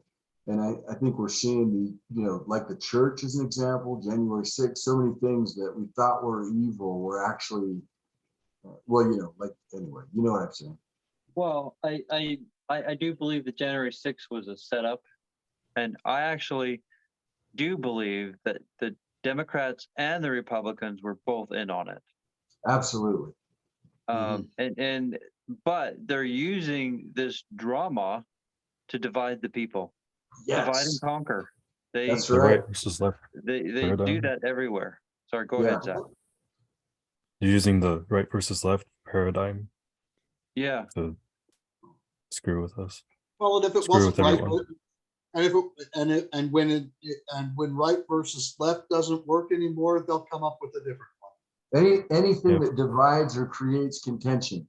Going back to 3 Nephi 11, I'm here to do away. In fact, they even divide the right against itself and the left against itself. Yep. Totally. And so, And I think, I mean, I know that you guys aren't big believers in the temple ceremony, and honestly, I'm not sure what I can take, but there are some, for me, as an example, the key endowment, the endowment that we actually receive, I think, is the knowledge that governments and churches are owned by the devil. And yet the church and most people have never really made a big deal of that, but that's huge, huge, huge. Well, so Satan has to some extent, tell you what his plan is, and that's kind of what's going on in the temple, in the the endowment. temple ceremony. So They're do actually you, stating what's going on, and in there, I mean, so the leaf from the tree, it represents their sin, and they're trying to cover themselves in their sin. They have not let go of it. And people don't understand that. They're putting it as a garment. And what saves you is putting on the white garments of the Messiah, not a green one. In fact, who's the green dragon? I'm just where is the green dragon illusion? What do you mean? Satan. Well, yeah, but is that mentioned in the temple or in the scripture somewhere? The green dragon? Well, I don't know if those two are actually completely tied together, on the green and the dragon, but Pete's green dragon. has to do with envy. When you start dealing with colors, Right. and at different times the dragon has different colors. I'm not sure if the book Revelation actually states green dragon. Someone can maybe go check on that. In the Lord of the Rings, there's the green dragon in the Hobbit. Right, which is that it's referring to Satan, but I think in scriptures is what I think Darren's getting more to. I don't know off the top of my head if there's a verse that actually states the green dragon. Okay. I'd have to go search. But I do think if you put the concepts together, it follows through. Green has to do with envy. If in your heart, and if you don't protect your heart with the law, which is actually why like an ET and the Catholic Mary and the Catholic Jesus, why the heart is exposed, because it's not being protected or guarded by the law. The green has to do with the heart, but anyways. No, that's great. The Catholic Mary is the Babylonian Ishtar. Yeah, she's the queen of heaven. It's all over it, if you know what to look for. Her color of blue is not by accident. And I mean, if you really want to get into it, go watch my Hunchback commentary, and I'll talk about the shape of the dress that they're doing. It's not by accident. It's all sexual, and which goes along with adultery, which goes along with how the wicked are a wicked and adulterous generation. There's a lot of meaning to that phrase. I'd rather not get too much. Symbolism is huge. When you understand the symbolism, you understand who's providing your entertainment. You understand who's providing your religion. You understand a lot of things. Symbolism is huge. Yeah. Where do you guys go to learn all this symbolism? I've learned some little, but for me, it's the product of a misspent youth.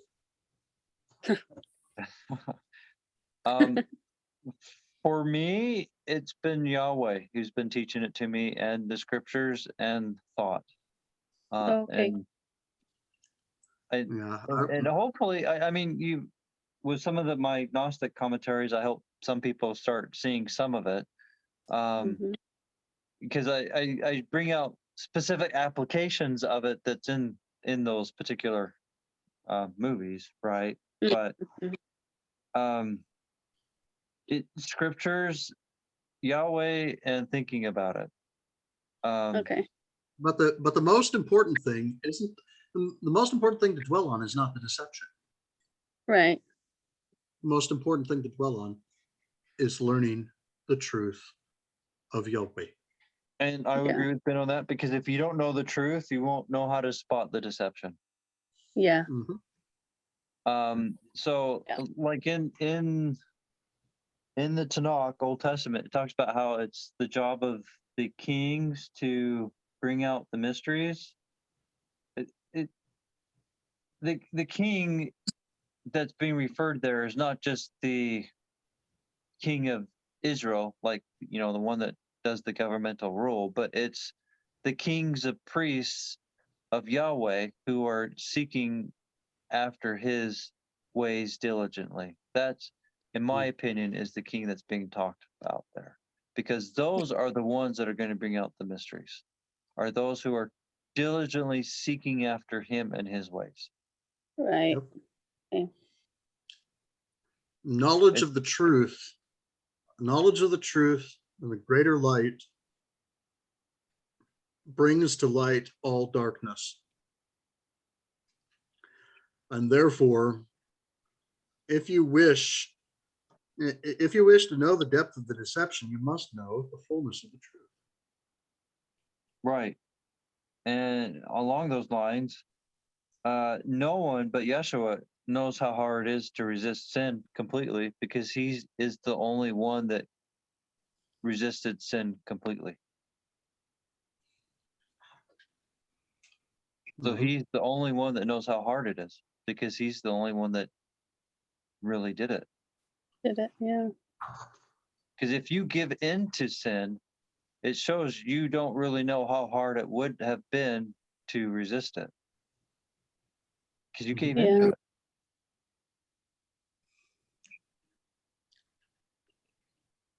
Yeah. Hey guys, I'm gonna excuse myself if you don't mind. I appreciate the great time tonight. This has been fun. So Yeah. you Well, guys thanks just for coming, usually Darren. meet on Mondays, or do you do a Sabbath service ever, or just on the Monday? Well, This is where a Sabbath. This is the Oh, Sabbath. This is thank where you. the Perfect. LuniSolar calendar. So this is Okay, the lunar okay. Sabbath. I know we talked about that. I just haven't studied it enough to understand. Okay, perfect. Sure. So I have some Yeah, stuff on so there. If when- you go to my calendar resource page, probably the best thing is go to that YouTube playlist that's near the top of the list that's on the calendar. Okay, so resource page. I'm on your page, and then you go to contact post resources, or Yeah, go to resources okay. and then Calendar. click calendar. Oh, okay. And then I think it's the second link. There's a YouTube playlist. That's probably the best way to start. In fact, videos 2 through 4 or 5 are the ones that converted me to it, but to the lunar Cool. Sabbath. And That's there's awesome. your app is on there, right? Too. Yeah, at the very Linked. bottom, it has a link to my app that I made for it. Oh, So that okay. you can, Wow. so that Oh, you good can know job. when the lunar Sabbaths are. That's awesome. Yeah. So we do these on lunar Sabbaths, which if you get the app, they're the blue days, and new moon days, which are the more red days, because I have a kind of a red and kind of an orange for transition. But anyways, That's but you awesome. can find out those the blue days and the new moon days are the days we do this on. And it's a big subject, but Genesis 14 and 16, and if you click the Sabbath page, gets into that also. And I say Sabbaths on purpose because we stated a little bit earlier already that there's the weekly Sabbath, the moonly Sabbath, and the annual Sabbath. And that is, all three of those are Yahweh's seal. versus the mark, but that's a whole nother subject. That's awesome. Well, good job, you guys. It's fun talking to you. Oh, Yeah, it's always it's good to always a have you pleasure. around. Yeah, I was Good to have you around, Darren. gonna come last time, and I it's funny because even tonight I think it said 6:30, maybe it said 6:30 Eastern time. I don't know, but but then I came and it said 8:30. So anyway, I'll just plan on 8:30. I have noticed on that point that the Facebook mobile app has problems with time zone conversions, where the desktop web does it correctly. So in the note that I put on these, it actually puts the right time for Mountain, Central, and Eastern time on it. So you could look at those and ignore the Facebook mobile app, because I've noticed, actually Sue is actually the one that pointed it out to me, that the mobile Facebook app puts it, it's off by 2 hours for some reason. I have no idea why. Oh, that's funny. Okay, well, good to know. Yeah, thanks for the clarification. Yeah, but if you check the desktop web, it's correct. So why, I have no idea. Sorry. Yeah, that was the funny thing, is I went to the web and on the desktop it said 8:30. I'm like, oh, perfect. I'll make it tonight. Okay. Well, All right, you did. guys. Hey, thank you. I'll talk to you soon. Yep. You have a good one, Darren. Thank you. See you. Yep.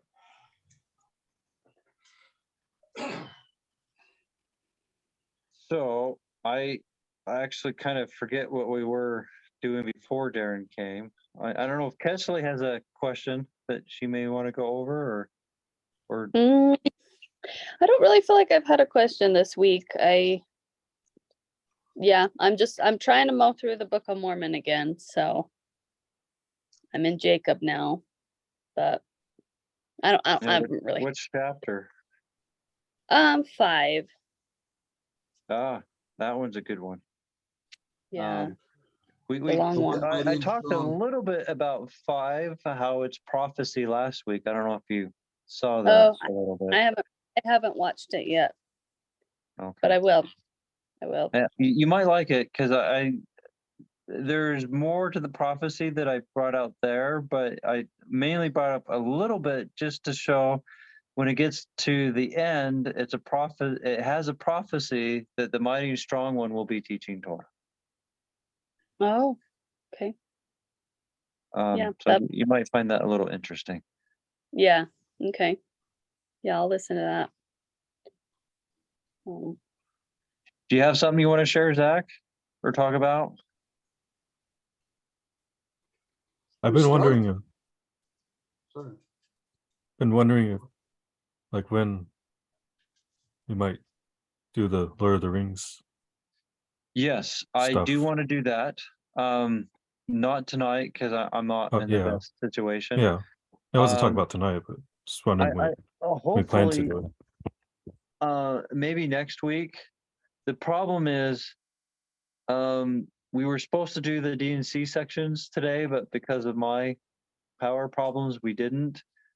I'm not sure how long that will take.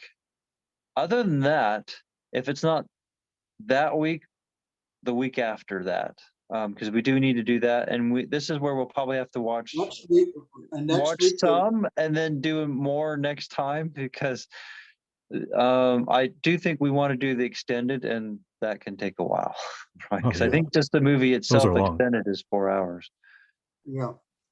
Yeah, just from the first 2 hours of Fellowship of the Ring, I know that we had tons of notes that came up just from the first 2 hours of the first movie alone. So I haven't watched them yet, because more of my free time's been working on finishing the Jake Hilton post, but I have wondered, and we talk about it right now some, since we're here, is I actually wonder if Gandalf could represent Babylon, in one sense, because where in the past he looked gray, but now they make him look white. Interesting. Interesting. And so I'd have to go back and look for more correlations, just that one, because one is not a correlation, right? And so this is where we'd have to go back and look over multiple things that he brings that could represent that, or confirm that one way or the other. But I do know, just historically, the pagan churches were kind of more along the gray, right, mixing the black and the white, which is where gray comes from, and not hiding it. Where the Catholic Church is kind of more like the white, and they're hiding the fact that they're mixing it. They are doing that, but they're not being blunt about it, right? They're trying to hide the fact. They're trying to hide the black squares underneath the white ones. Correct. It's more when you get deep when you start seeing that, right? It's or another thought I've had that he could represent on the white part could be the peace, right? Where we're getting in trouble when they start claiming peace. So like the fifth kingdom is another thought. And this is where, as we watch it through, we need to watch out for some things that would correlate more with these different aspects, because just one point here or there, it could be taken either way, but this is where we need multiple points to know what he's actually supposed to represent. So. Yeah. I had a thought. Like Saruman, not Sauron, Saruman, the white wizard. Saruman. If he represents the Catholic Church, like he publicly vouches for, Sauron Yahweh. That he makes, he makes the Urukai, mixing evil stuff.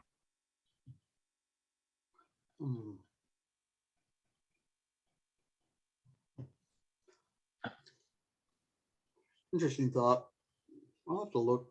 I'll have to look for some more correlations. Yeah, this is just where I think what's important is that first off, we need to figure out what all the disparate elements are. Sure. And then we have to start looking, and we really have to break down and watch their scenes. Yeah, like on the ones that I've done myself, it's kind of a feedback loop. When you get one, it helps you figure out the others, and the pieces start fitting together. But on some parts, you kind of have to work through it. For example, a couple weeks ago, I figured out peach for James and the Giant Peach, and it's immorality. Yep. And that's, it goes along with the, adulterous generation. But anyways, it's the immorality of people that is being used to bring forth what, that whole group is pushing forth. Right. And it's interesting, while I was studying this, there's a non-canonized possible prophet that actually uses peach trees as wickedness about around the time of the 400 years that we don't really have much on, right? I think is when the time was. I'd have to go look again, but I don't remember a whole bunch about him because he's not canonized. But it's interesting, he uses peach trees as a sign of them being wicked. What's his name? Okay, let me try to find. I got to be quick because otherwise I'm gonna get kicked out.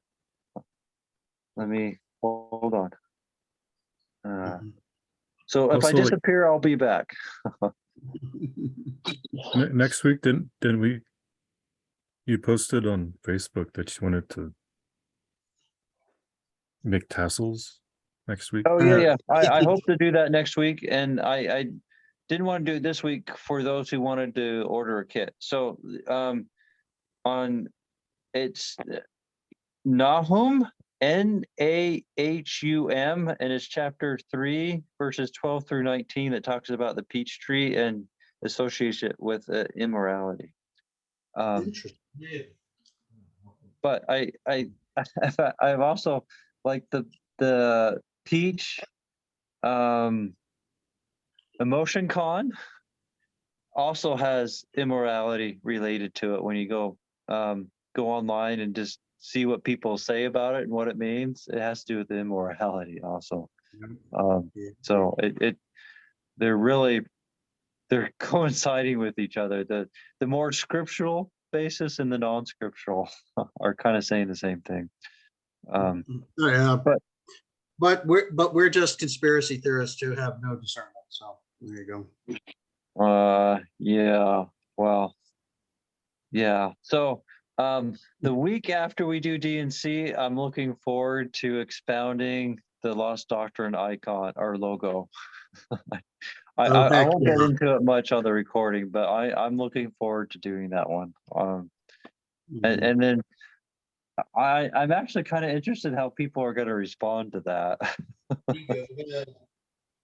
Yeah, that'd be interesting. Yeah. Anyways, but so the D&C and the New Testament talks about exposing these things, right? So that's just all what we're doing. And if people can't see it after we bring it out, or if they want to argue with it, it's just more going to show whose side that they're on. And also, the point is, after we have told them what's there, our duty is done. Oh yeah, yeah. I know people have told me that my Gnostic commentaries have really helped them see what's going on in the movies, and then in real life also. Part of doing on the movies is just because it's less controversial, that I hope that some people are more willing to listen to it, but then they see it in the world afterwards. Because on some people, if I just would have gone right in the straight real world, they wouldn't have listened. And so I've done both. Go look at some of my posts. I've done both. There's different people need different things, right? And that's why different people can reach different people, because we have different approaches. So but the thing. Sorry, go ahead, Kesley. I was just gonna say, I have been wondering about that, where it does say that in the last days things will be exposed. So do you think that like the Catholic Church, the Brighamite Church, all these churches will be exposed to the point where it's not, people can't deny it anymore? Because I mean, goodness, so far, so many people have so many excuses for what's happening right now with the church. And is it gonna get to the point where it's just not even? Well, it's going to get to the point where if people continue to deny it, they're the kind of people who would say that the sun is shining in the middle of the night. Yeah. Yeah. And I do believe that is what you're saying is part of it, Kesley. In fact, I haven't gotten to this fight too much because I'm trying to focus on the Jake Hilton post, but I have done a little bit on how people are making dumbass excuses for the church's blatant fraud. Yes. Right. What's going on right now? It's right. I don't know how they can't see it. In fact, I think the only reason they're making excuses is because it's their leaders who they've been brainwashed to believe they can never lead anyone astray. Yeah. while they're preaching the members to obey the law, but they are not. Now, Yeah. if that is not obvious, it's because you're brainwashed. I'm sorry, but it Mm-hmm, just really is. mm-hmm. And you would say, if your leaders said that the sun was shining or that the moon was out at noonday, you would agree with them. Mm-hmm. Yeah, but that's what's happening. I know. Oh. I know. I think I get tired of. I just keep hoping that like family members will see, so they'll stop telling me how crazy I am. And I know that's a personal, selfish thing of me. I feel the same thing at times too, so don't worry about it. Yeah. I would say it's partly selfish and partly not, right? Because you want them to wake up. Yeah. So it's not all selfish, but Yeah. No, yeah, well, my whole thing But- is I feel that way a lot. Mm. I face a lot of wrath because I've had over the years many friends of many different persuasions. Mm-hmm. And what I put out now draws the wrath and ire of those who love wickedness. And they are constantly they're constantly bad mouthing the law, encouraging and saying that religion is disease, that I'm mentally diseased because I believe. And these things follow. Mm-hmm. Unfortunately, Jesus Christ never promised us his peace in this world. Yeah. well, so let me clarify a little bit. Inner peace, yes, Yeah. but Right. never not he never promised we wouldn't have challenges, and so there's a difference. I'm just He never promised us an easy ride. right. I would say a lot of these people, though, if it was a different organization,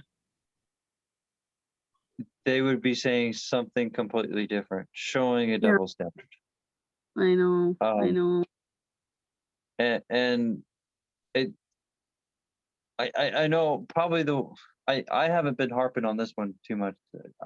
Just trying to focus on other things. But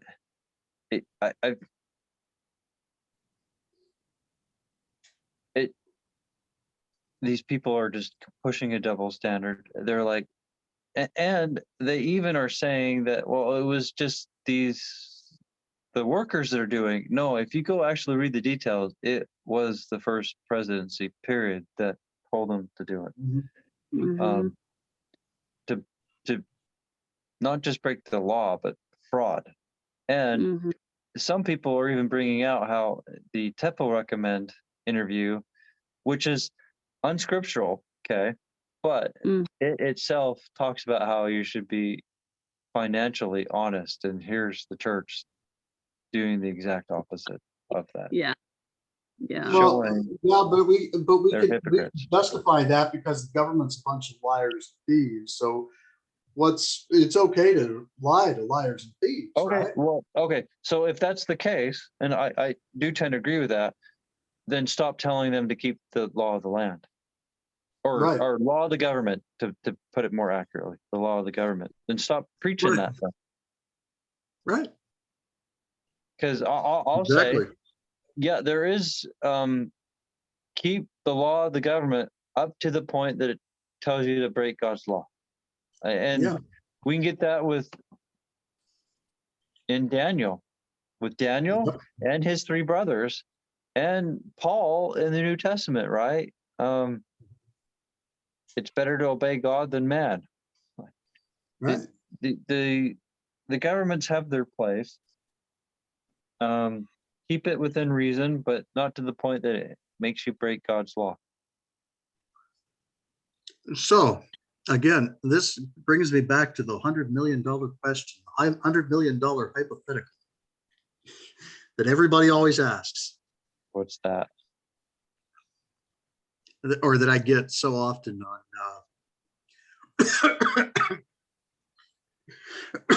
So if you were hiding Jews in your house in the time of the Nazis, would you have lied to them about it? So lying is against the law. In fact, the Book of Mormon actually makes it more clear how bad it is to lie, more than Torah, in my opinion, because, Right. thou shalt be thrust down to hell. So, right. but at the same time, you don't have to completely answer them either. So if a Nazi knocks on your door and asks, do you have a Jew in your house? You can say, I saw one walk down the road not long ago. You just point. And if you actually saw someone do that, if it was a day, an hour, or a week, you're not lying, because you could go look at the word soon in the scriptures. That's a very interesting word.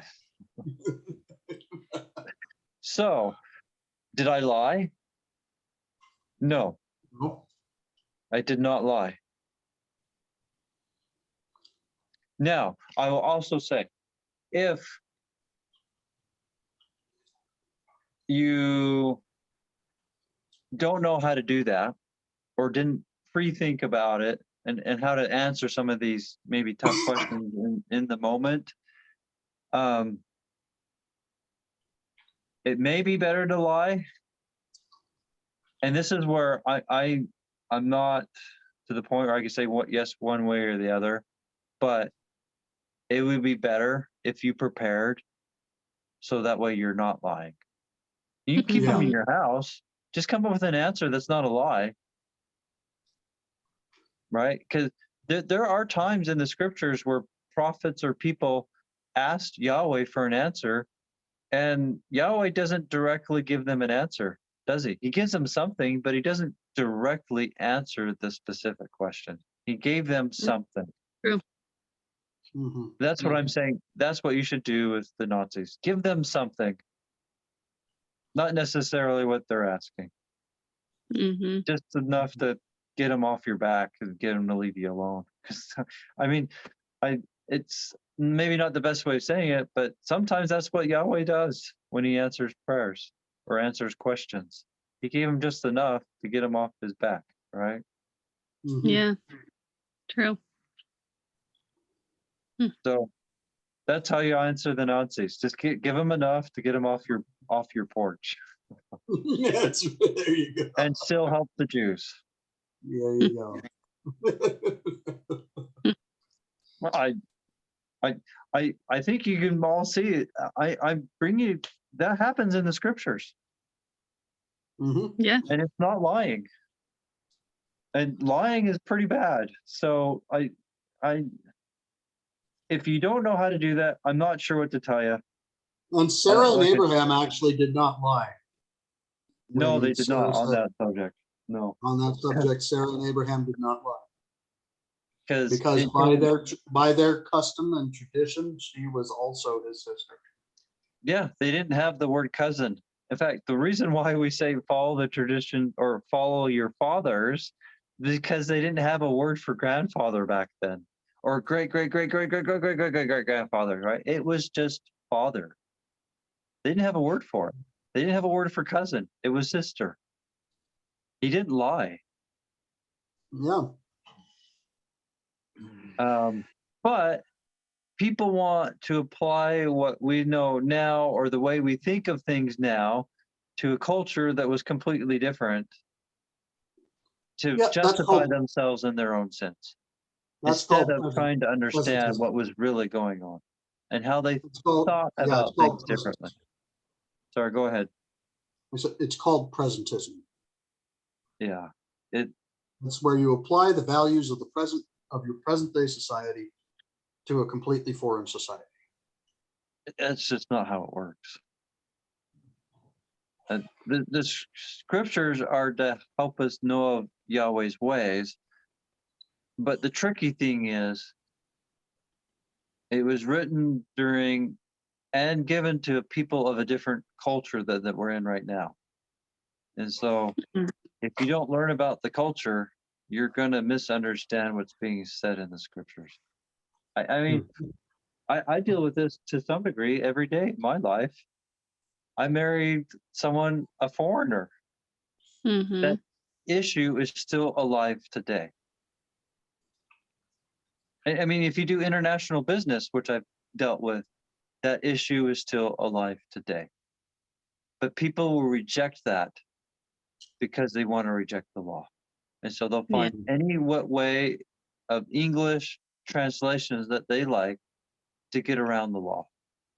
Yeah. Not understanding there's cultural issues going on and different ways of thinking of things. Anyways, people don't want to consider that because they want an excuse. And you know, sometimes if you're patient enough, you wear down their excuses. Yeah. So I think some are just deceived and they don't know any better. And that's because they're listening to the wrong teachers, as talked about in 2 Nephi 28, where others, their hearts are just stone. And we don't know who they are. And so we just have to keep trying to a certain point.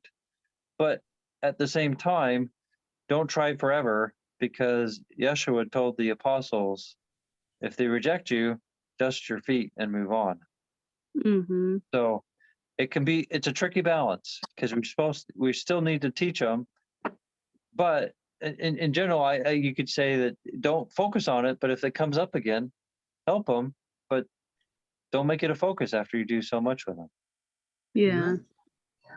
Well, that's why with some people, I already know that what I'm supposed to do with this person is do a pushback and then just disengage. With some people, that's just you do a pushback to put some truth out there, and then you disengage. And so that's what I've learned to do with a lot of people. Yeah. So slight pushback. One thing, like maybe depending how much your family actually believes in the Book of Mormon, as in to abide by it, like Joseph Smith taught, you can find it in the Book of Mormon. Yep. And then show it to them there. And that's actually one reason I've focused on the Book of Mormon a lot through these years, is it really leaves them without excuse. Because Joseph Smith said the Book of Mormon is for us today. So how is it really for us today? Is it because we're supposed to abide by its precepts? Oh wait, I think Joseph Smith said that. And precepts. No way. Teaches and the law. Yeah, so I do find some statements that we have today are authentically from Joseph Smith. Not all of them, but some, yes. But that's one thing I've done. And though I have surprisingly found some people still have interesting excuses, which is my motivation for my accept this and accept that post. It's actually based on people's excuses from Book of Mormon verses, but I do think it still makes it harder. And even if they may come up with an excuse right then because of their pride, I still think it will get them to cause to think about it later. Right? It's right there in the Book of Mormon. So yeah. Yeah, I just felt impressed to go through the Hebrew Gospels since Stephen was a little disabled. That would just be really, really good for everybody who came. That it might. Yeah, I missed half of it, but what I heard was really good, and I like all the things that you guys touched on tonight. It was really good. Yeah, the one thing I like about them is that instead of going through multiple translations, especially those who are generally translating the Hebrew Gospels, generally understand the law more than the Gentiles who did the King James version, which I would say even some of them had alternative motives to translations that they did. So, yeah, translation's a tricky thing, but I'll just say it now, and I'll probably bring it up again next week. But when I was preparing notes for D&C 128, which Ben helped me a little bit on a couple points. One had to do with was it Daniel 7, where there's a phrase in there that a lot of people will give restorationist grief on, that it in a verse it says like the Son of Man, and having it being connected going to the ancient one, which we believe that the restorationists is Adam, but that like Son of Man is confusing. But since Ben gave it to me while I was working on the notes to double check of my notes I had on a specific verse, I looked at that because I'm like, something's weird here. And guess what? That like has no underlining word in the Aramaic to justify it. That is a complete translator bias. Okay. And so you can see that in Bible Hub, and I'll show it next week if I don't have problems like I did this week. As a little side note on that verse, and that's something Ben helped me on that one. He gave me some passages to go double check. Yeah, I'm delving deep into the Hebrew. Maybe I may never come out. But it's just it to me it gives a lot of credence to the article of faith as far as it's translated correctly, because the only justification that in Aramaic you can get for that is Son of Man, but they added the word like to justify their bias, because there's no underlying word that justifies that. Yep. Okay. But everybody, instead of looking at the original language, will go off what the English says and gives restorationist crap on that. But when you actually go to the original language on it, Aaronic, there's no justification for it. Right. Okay. No justification. So it just in credence that, the closer to the original you can get, the better. Yeah. Yeah. You've got to get back to the original understanding, or at least as close to it as you can get, because the more steps that it goes through, the more translation processes it goes through, the less reliable it becomes. Just like the telephone game, right? Yeah. For instance, not even the Book of Mormon is 100% reliable in terms of actually being what Joseph Smith actually translated. Yeah, the printer made some errors, and he didn't always go by the manuscript he was given. In fact, on this, sometimes some of the critics criticize for King James Version copies, right? Well, that's because the printer did that. And you can confirm that by looking at the printer's manuscript versus the 1830. Okay. He even admits to this, that at times he just copied because the manuscripts he was given didn't have punctuation in it. And that was hard. And so when he saw something close, he just went to the Bible and copied it because that was easy. That makes sense. I don't think I he get that did part. it maliciously. He was just trying to do his job in a timely manner. And Yeah. I'm sure I couldn't go through the text really quick and add punctuation to it. That's not my Yeah. so I'm not trying to speak bad of him, just recognize what was going on. Well, and also recognize that if there are any differences or anything that seems unreconcilable between the Book of Mormon text of 3rd Nephi 15 and the 3rd Nephi 12 and Matthew 5 in the Hebrew, that the reason for that is probably because the printer just went ahead and copied right out of the King James Version as much as he could. And we'd have to go look, and if someone wants to, I have a link to start on my webpage to get there. But I believe that's an area where we don't have the original or printer's manuscripts to check on them.